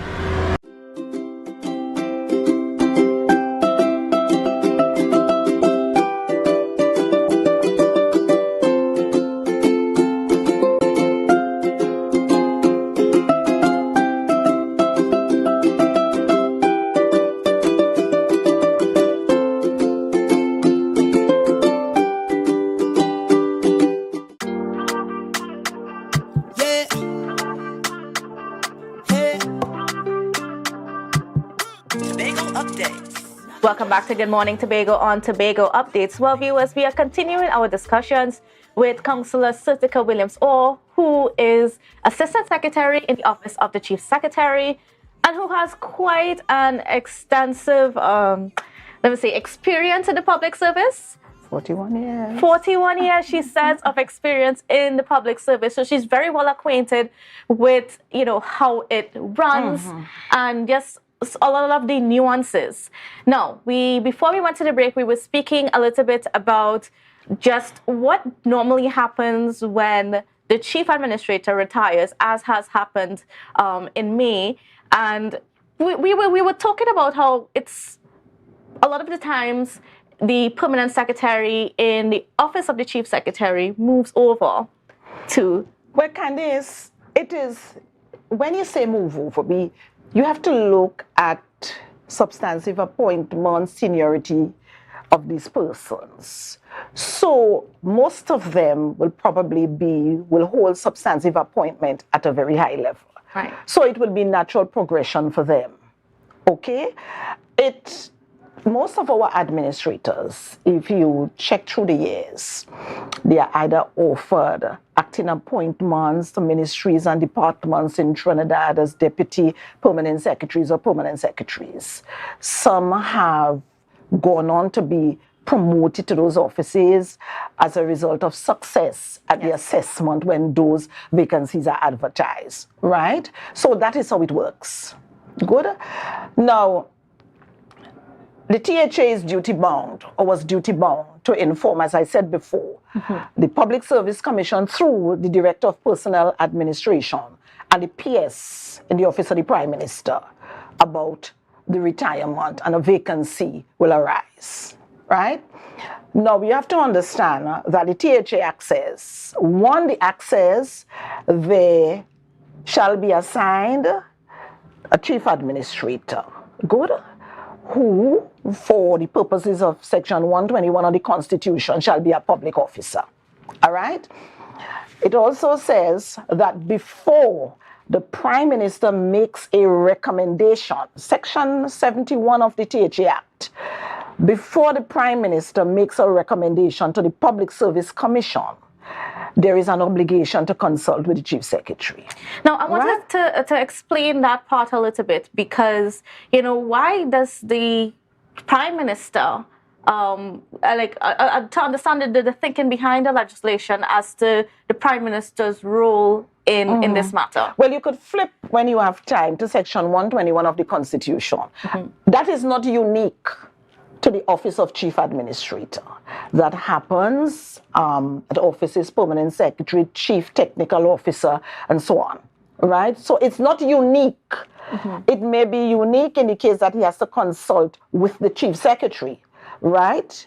But section 121 of the Constitution will clear that up for you, that the Prime Minister has a role when appointments are, and if he objects, all right, the Constitution says that if the Prime Minister objects, then the appointment can't take place. We know some of that have ended up in the courts and judgments have been made, right? So it's not unique. But for the Prime Minister to consult, the Prime Minister can't come to the Chief Secretary empty-handed, right? So the process probably is that all the eligible officers, whoever they may be, the Public Service Commission would be the body with that information. And there is where the PS to the PM come in. Probably that information is passed on to the PS in the office of the Prime Minister, who would provide the Prime Minister with that. So when the Prime Minister comes to consult with the Chief Secretary, they have something to treat with. Now we must remember consultation could lead to agreement. No agreement could lead to objections. All right? But the consultation in this case must take place. All right? It is my understanding that the consultation took place. Yes. So and the Prime Minister did speak about it on Monday, that the consultation did take place. Now, there was something he said that raised some concerns, and that was that the recommendation that they discussed appears to be that of the Permanent Secretary at CAST, right? And that person ended up being under investigation, and the Prime Minister accused the Chief Secretary of failing to notify him of that investigation. We're crossing the lines there. You're crossing the lines. Yes, because you are saying that the executive is upset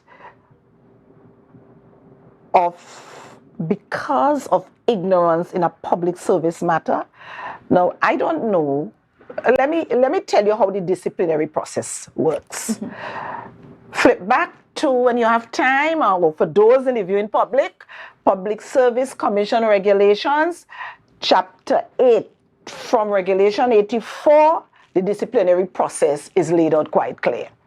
Now, there are, let me use it lightly, grades of misconduct. 85 to 89, they're deal with the minor infractions. Gross misconduct, those allegations, you start at 90. Now, the Chief Secretary is not the person or not the office from which allegations of misconduct would be made to the Service Commission. That is not the role, the business of the Chief Secretary. The Chief Administrator, if the Chief Administrator becomes aware of any breaches, any actions that are contrary to any law, regulations, whether financial, HR regulations, whatever, that falls under the purview or the remit of the Chief Administrator. Now, in this case, because of the level of the officer, the Chief Administrator is the complainant. So the Chief Administrator would forward those allegations to the Service Commission. If, say, for example, the allegations were against an accountant one at finance, and the administrator at that division informs the Chief Administrator of the breaches, the Chief Administrator can suspend and initiate the disciplinary procedures. he or she has that right under Legal Notice 105, delegated powers from the Public Service Commission. So that could happen. But in this case, it's straight across the pond to the Public Service Commission, right? The Public Service Commission will take it from there. The Public Service Commission will, I guess, look at it, and if it is weighty enough, I think it's Regulation 88, which says, when the Commission becomes aware of the allegation and in the public interest or the public service is likely to be brought into disrepute, you instruct the officer to cease to report for duty. In other words, suspension. And right? it just happened, that whole situation developed at the same time that the chief administrator was about to retire. Well, I don't know what date that the chief administrator informed the commission. I don't know that. But it had to be done prior to the end of her tenure. All right? So even before the consultation took place between the Prime Minister and the Chief Secretary, the Commission was already aware. Because the consultation took place after May 18th. So the Commission was already informed. All right? And it is not the place. I am not sure that the Chief Secretary was aware that allegations. No, I am not sure. I am not sure because nothing in the reg says that the Chief Secretary has to be informed. I know Regulation 86 says that nothing in these regulations prevents the ministry or department from informing the police. 86 says that, right? So I am not sure. And Candice, I am not sure if when the consultation took place that name was considered. I don't think so. Right? So the disciplinary action has, the Chief Secretary has no remit, no locus standi in that matter. All right, we have to stick a pin there because we got to go to a quick break. But viewers, we are going to continue this and we're going to get in a little deeper. So don't go anywhere. To a brand new dawning as the passion start to rise, the energy fill the skies. The best place to stay in Tobago is at Thorn's Place with rates starting as low as 200 TT. Call or WhatsApp 745-7306 or 682-8676. We are located uptown Scarborough, 5 minutes away from the port. Remember, at Thorn's Place, our aim is to make your stay safe and affordable. Tapicom. Welcome to the future. The only card you will need in a new world. Digital business cards. Safe, hassle-free. The future is here. Tapicom.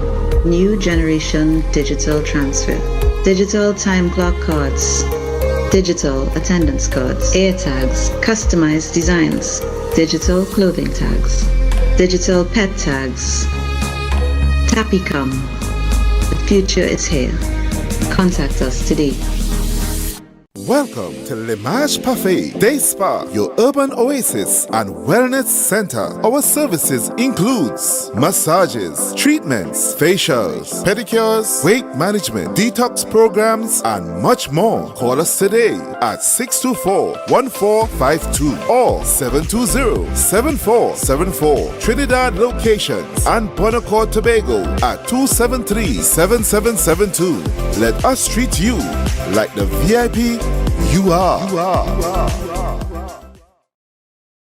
You can now get whatever you need whenever you need it anywhere in Tobago with Tobago. Your meals, medication, groceries, and shopping all delivered directly to you. No more hassle, no more stress. Get the Tobago app today on Google Play or Apple App Store. That's TAPPOGO and let us deliver to you. Check our website at www.tapogo.app or call the experts at 494-TOGO and 484-4746. Tobago. Relax. We will get it to you. Tobago's at your service.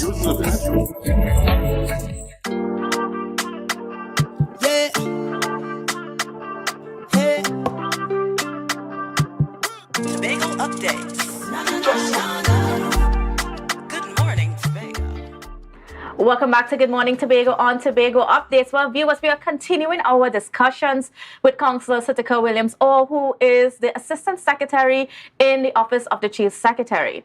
Now, before the break, we were speaking a little bit about the accusation made by Prime Minister Dr. Keith Rowley in regards to, whether or not the Chief Secretary knew that a certain recommendation was under investigation, and as a result, that person got suspended and was not able to, move up. Is that the right word? Or to lateral movement. The natural movement because into the same salary group. Right, to replace the chief administrator that retired. Now, one of the things that came up is this whole matter of this investigation that's going on. So there was an investigation, an audit, whatever you want to term it, that led to the Public Service Commission choosing to take some action against this person. What can you tell me about this investigation? Because the Prime Minister says that the Chief Secretary might have been aware and failed to advise him in that meeting where they discussed the whole matter of the retirement of the Chief Administrator. So what can you tell us about that investigation? Candice, let me put something in the mix here before we go any further. It is curious that if I understand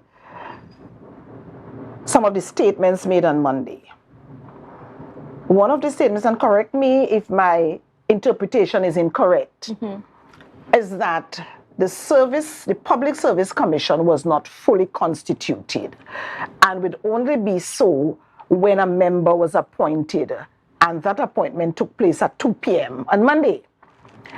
But I ask the question, if the Public Service Commission was not fully constituted and therefore retarded the appointment of an officer to fill the vacancy of Chief Administrator, who suspended the officer who was at PSCAS?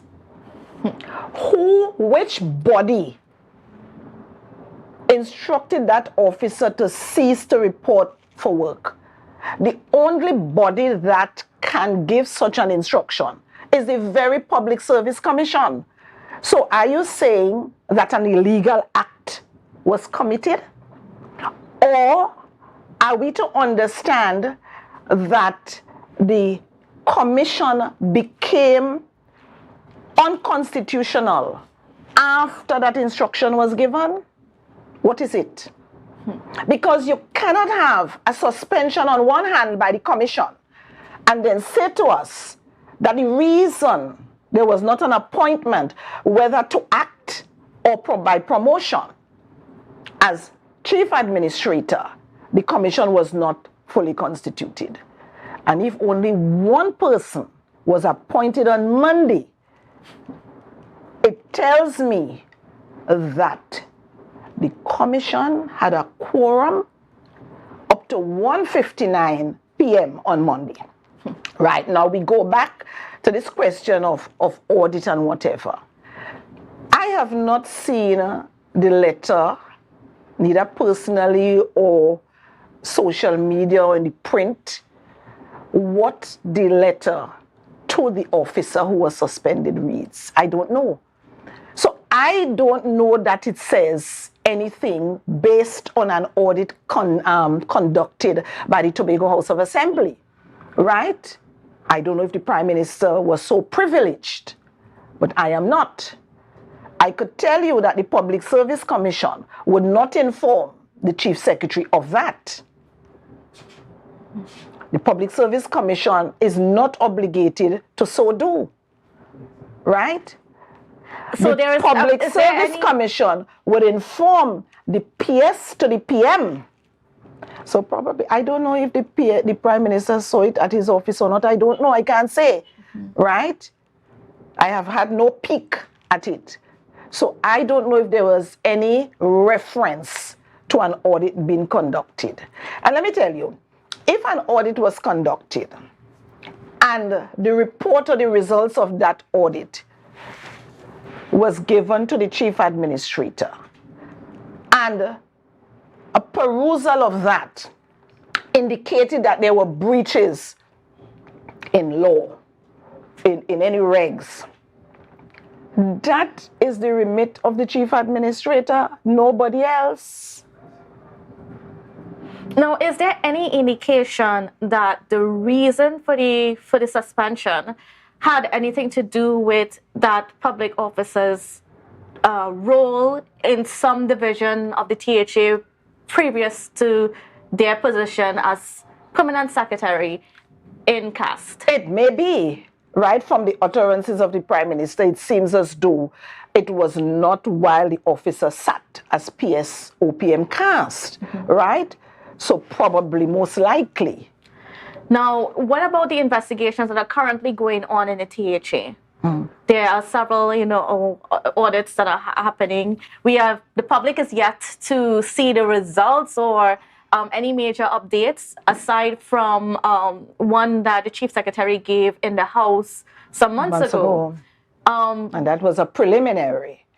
So, I'm just trying to see here, wonder if there are correlations to those audits and the accusation made by the Prime Minister on Monday. I don't know. I am not, as above my pay grade. I am not so privileged to be involved in that, right? So I can't speak to that, all right? So I don't know at all. I can't give any information. Okay. Now, what about the pre-action protocol letter that was sent yesterday to the Public Service Commission to make sure that we can have a chief administrator appointed within 7 days? What can you tell us about that? Well, I saw that, and the chief secretary is well within his right. Because, Candice, let me tell you, the absence of a chief administrator is retarding the operations, the work of the THA. The chief administrator, and let me make this clear, the THA Act says there should be a chief administrator, but we feel or we think that the chief administrator must sit in the office of the chief secretary. That is not what the Act says, eh? The Act says the chief administrator can be assigned to any division by the chief secretary. All right? So a person doesn't necessarily have to sit at OCS. But let me give you one example. In terms of public officers, the Public Service Commission has delegated certain responsibilities to senior managers in the public service, the chief administrator being one, to appoint, continue temporary appointment, acting appointments, confirmation, transfer, to exert disciplinary action, and so on. And the director HR also hold delegated authority, but up to age 34. From 35 upwards is the chief administrator. So you could imagine the staffing arrangements that need approval between May 18 to today. So then it leads to the question, now who is performing those duties? Because on Friday, Dr. Faith B. Israel, the Deputy Chief Secretary, she said that the Chief Secretary, Fali Augustine, is treating with matters out in some fires that resulted from this situation. But he will not be doing public service work. I mean, he can treat with the fires, probably giving guidance and that kind of thing. But remember, the Chief Secretary cannot perform the role of the Chief Administrator. Eh? So then who is performing those roles at this point in time? No one. Because unlike ministries and departments that may have a permanent secretary and a deputy permanent secretary, there is no deputy chief administrator, there is no assistant chief administrator, right? There are some financial matters, procurement matters that are in the limbo. Good? So for almost 1 month, we just on autopilot. And how is this affecting, let's say, the people on the ground, the workers? Well, let me tell you something also, how the vacancy at OPM CAST is also affecting the THA. Now, in government budgetary cycle, that is for another conversation. Coming up soon, though. When a release of funds is made by the Ministry of Finance, a release doesn't mean that you got the check. It doesn't mean that you have your money to spend. That now triggers what is called an application for grants of credit on the exchequer account. Now, other ministries and departments in Trinidad, the permanent secretary can make that application for the respective ministry or department. The THA, which is a creature of the constitution of the land, does not have such legal authority. Speak, Bill. I had to check in here. You see how autonomy is important. If that conversation keeps cropping up. up. So, the PS at OPM CAST has to make that application for the grants of credit on the exchequer account for the THA.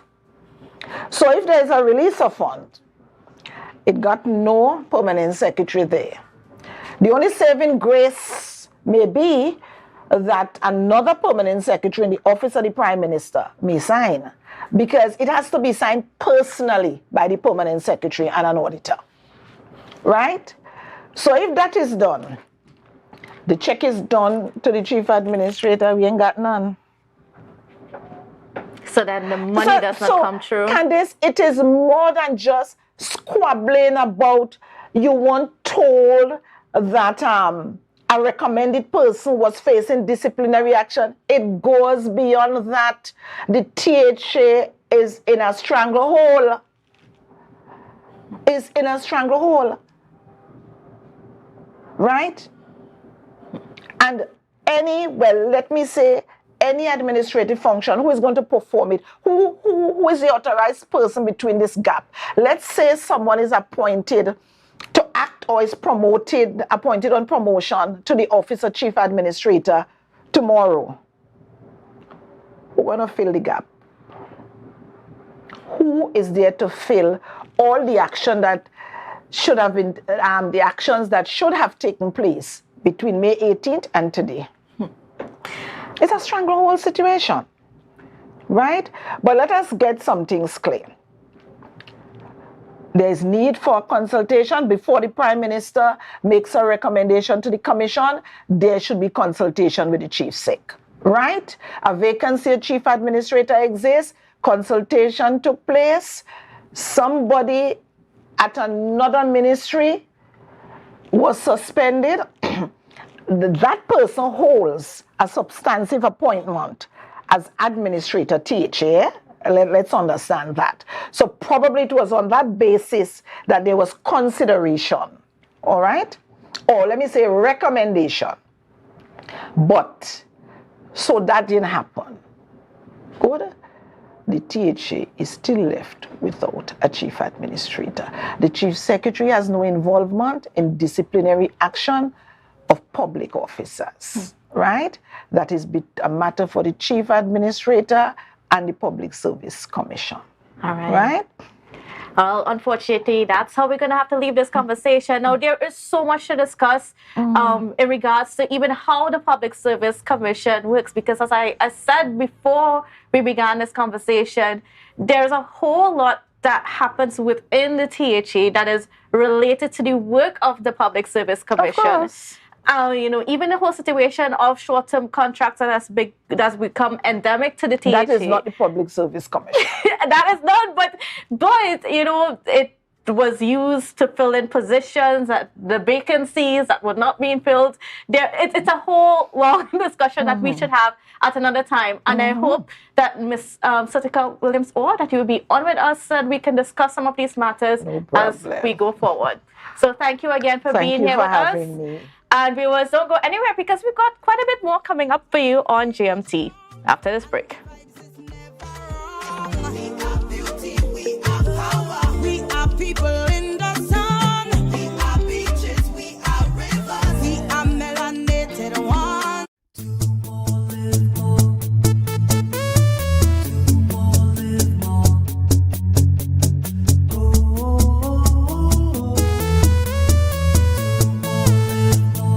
is how it's gonna go. They better look up below, 'cause this is your show, and everybody's gonna know. Say it to them once again. They better look up below. This is your show, and everybody's gonna know. That's how it's gonna go. They better look up below, 'cause this is your show. Live more.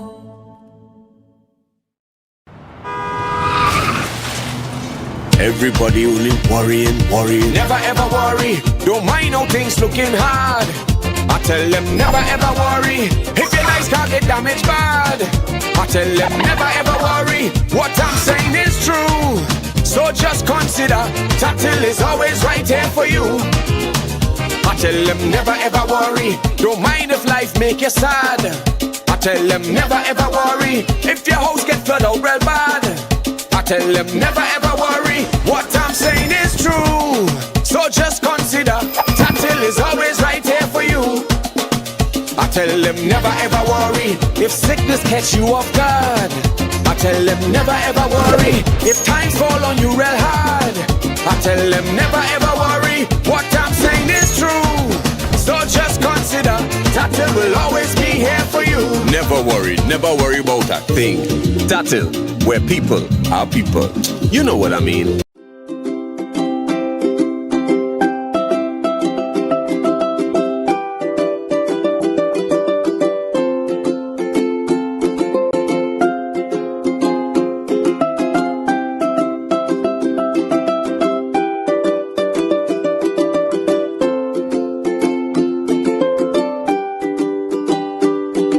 Are you looking for a place for your loved ones? Heavenly Care welcomes you. Located at Northside Road opposite Massey Motors, we offer a variety of services. These include doctor visitations, social activities, geriatric care, and much more. Contact us at 277-9595 or visit us at Northside Road opposite Massey Motors. At Heavenly Care, compassion is at the heart of all care.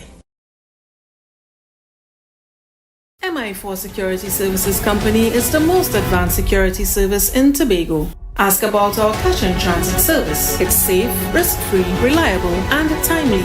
We provide safe banking delivery for all business types and sizes with highly trained staff, 24/7 monitoring, coordinated emergency response, and a well-maintained fleet of armored vehicles. Contact us at 660-7723 or visit our website at www.mi4securitytt.com to sign up today.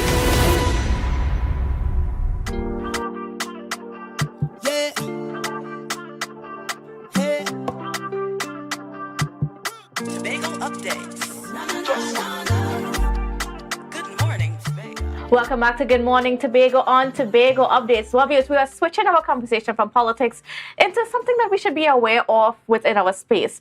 And that is the Toronto Tobago Association of the Hearing Impaired. So on set, joining me on set, we have Mr. Nicholas Cumberbatch, who is the president of the hearing, of the TNT Association of Hearing Impaired, as well as joining us online, we have Dr. Amanda Piper, who is an audiologist with the association, as well as Miss Melanie Archie. She is also a director and coordinator. Good morning and welcome to you, all three of you. Good morning. All right, so first, Mr. Cumberbatch, let's get started with what is the Association of Hearing Impaired?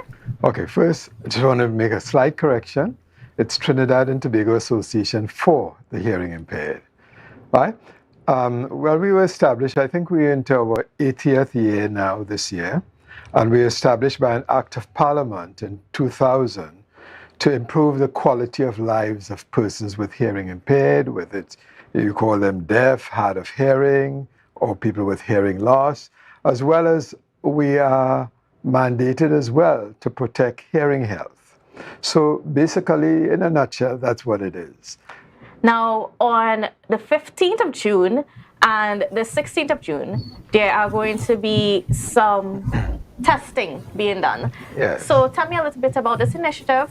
Okay. And how yeah. people can get Well, connected. first I want to say that this came about through a collaboration between the THA, Tobago House of Assembly, and our organization, TAHI, because we are mandated to provide services throughout all of Trinidad and Tobago. But because of a number of reasons, we are limited. We have limited resources. So we decided that we will make a special effort to reach out to Tobago with our services this time. So we'll have 2 days where we have a team of 9 persons here in Tobago to provide services. And Dr. Piper and Ms. Archie will be able to tell you more about the services.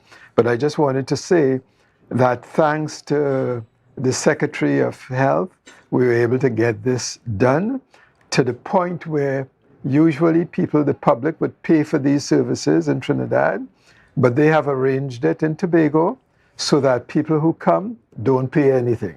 The THA pays it. So that's a plus. Certainly. And hearing that we take it for granted, but a lot of us are not really aware sometimes about how, hearing loss happens. And I want Dr. Piper just to give us a bit more perspective on, on that, and then why people should come forward and partake in the testing and get a knowledge of as to where they are in terms of their hearing capabilities. Sure. The prevalence of hearing loss is actually quite more significant than one would think. I primarily work with children under the age of 5, and so many of our little ones, we want to check their hearing very early in life because there may be concerns for speech and language development. And so if a child is 2, 3, 4 years old and they're not meeting appropriate milestones for speech and language, we always want to check their hearing just to ensure that their little brains are able to discern and comprehend all the important sounds of speech. So that's our little ones. In addition, we have babies that are often born premature. There may be complications at birth where they may be admitted to the NICU. And so those fragile neonates, their hearing is often screened in the hospital. At least this is typically how it's done in most countries. Their hearing is screened before discharge from the hospital. But this service isn't offered really throughout Trinidad and Tobago. And so many of the babies that are born in Tobago who would need that hearing screening service would need to come to our association in Trinidad to get that hearing screening done. So one of the initiatives that we're doing within this particular outreach, we'll be seeing lots and lots of babies testing their hearing while we're in Tobago. So that's our younger age group.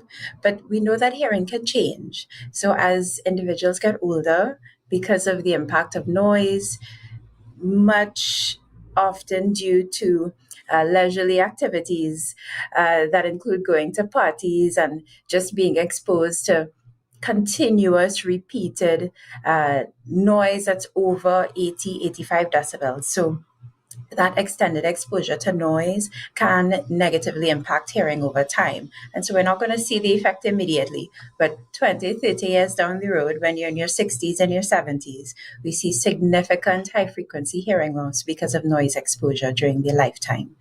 So then there are factors for some like young age people.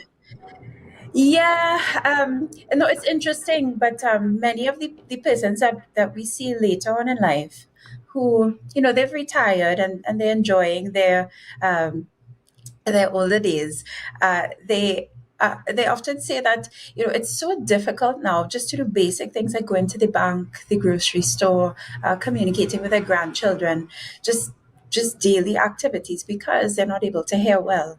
And when we inquire, they've been exposed to lots and lots of excessive noise exposure throughout their lifetime, whether it was working at a factory, a sewing factory, a manufacturing plant, any type of industry where we have exposure to machines and equipment that's loud. So whether it's that or leisurely activities. So so we know that's present and it affects all of us. Hearing loss is no discriminator of age, ethnicity, socioeconomic status. We can all be susceptible to it. Certainly. Now, Miss Archie, so this is happening at the Anne Mitchell Gift Auditorium in Scarborough, at the library on the 15th, which is tomorrow, and on Friday at the Roxborough Health Facility. Who will be allowed, or who are you guys inviting to be a part of this, to partake in the testing?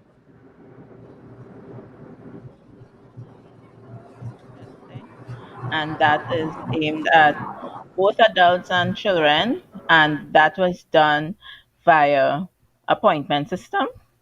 We also have neonatal hearing screening that is also through schedules, and we have persons already calling in to get their appointments. We have adult and pediatric hearing screening. We also have impression taking of persons needing ear molds. We have hearing aid servicing and cleaning of the hearing aids. And those who would need their licenses renewed, we can do it via our license renewal forms. Now, is there any special, and I guess any one of you guys can take this question, but is there any special requirements? Do people have to register to be a part of this testing, the screening? Well, from what I understand from the organizers on this end, I believe that they have been scheduling appointments for people, but I understand that they'll be making an announcement sometime today to inform the public as to how they can come to the screening. Okay, great. Now, I mean, you guys also, as you mentioned, you offer so many services in terms of, getting screened for our hearing and so on. But it's not limited to what's going to happen in the next couple of days. No, and I'm glad you brought that up, because, you see, I think we have to think about this whole thing. A child is born deaf to a parent. What do they do with that child? Right? And I think that's where the problem begins for all of us now. Because I think as a society, we haven't as yet found a way of dealing with this properly. Right? So education of young children, that's something that's key. Because do you know that I think children who are deaf probably start their education in primary school maybe from 6 years old or something like that. So when they start at that age, they are far behind, right? So by the time they go into high school, they're behind again. So what we are looking at, the organization this year, is starting to focus our attention to preschool education. So actually, yes, we're dealing with diagnostics and all of this, but I think we have to really deal with this holistically. Parents of deaf children need support. They need a lot of support, right? As a matter of fact, a parent of a young child, in some cases, they're left alone. They don't know what to do. And we have to, as a society, as a country, we have to come up with a better way of taking care of people with hearing impaired. Not only of people with hearing impaired, You and I, if you go to the steel band room, that loud noise, it would affect us. And a lot of people don't even know that they have been affected by noise. So we have a lot of work to do with respect to educating the public about the dangers of loud noise. We have a lot to do about setting standards in our society. We have a lot to do with our education system and ensuring that young children, preschoolers, between 3 and let's say 5 years old, that we have a mechanism, a way of getting them educated, right? Instead of just leaving it up to the parents, because a lot of parents, they don't know what to do, right?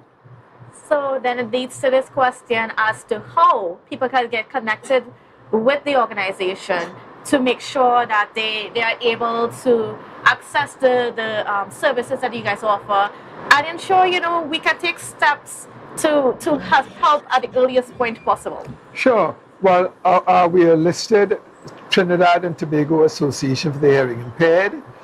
We are located at 63 Ryson Road, Port of Spain, and Woodbrook. Our phone, we have a phone number which Miss Archie could probably give you the phone number. I can't recall it right now, but Sure. we are on Facebook as well. As a matter of fact, we have a new website that we are designing. And I just want to indicate something to you. There is so much that we could be doing, but unfortunately we have limited resources. Yes. So that's a reality, right? We like to do cochlear implants, for instance, because a lot of parents who would like to have cochlear implants, they have to go to the States and pay hundreds of thousands of US dollars to get it done. Why can't we get it done here in Trinidad? So there's a lot of work that we need to do within our country, within our organization, within our country, so that we could better serve the public, Trinidad and Tobago. All right, great. Just before we go, because we are out of time now, Mr. Archie, could you just give the public that number that they can call to get connected with you guys? Sure, you can get us at 623-061243, extension 2300. And I just want to add that we also have but batteries and dry aid kits available at the venues when we go out on Thursday and Friday. All right, great. So Thursday, tomorrow, at the Ann Mitchell Gift Auditorium at the Scarborough Library, and on Friday at the Roswell Health Facility. Come in and get screened for your hearing. Even if you miss it, the information is there to get connected with the association so that you can take care of your hearing health. I want to thank you for being on with us. It was a pleasure speaking to you this morning. Definitely. And viewers, thank you for being connected with us on the Tobago Updates. Good morning, Tobago Show, and we will see you again tomorrow. Thank you.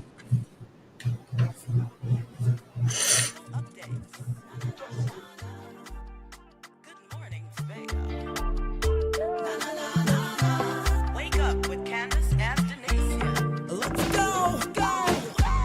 It's a brand new morning. Rise up to a brand new dawning. As the passion start to rise, the energy fill the skies. I say thanks for favor to wake up and hear me neighbor. 60,000 people strong.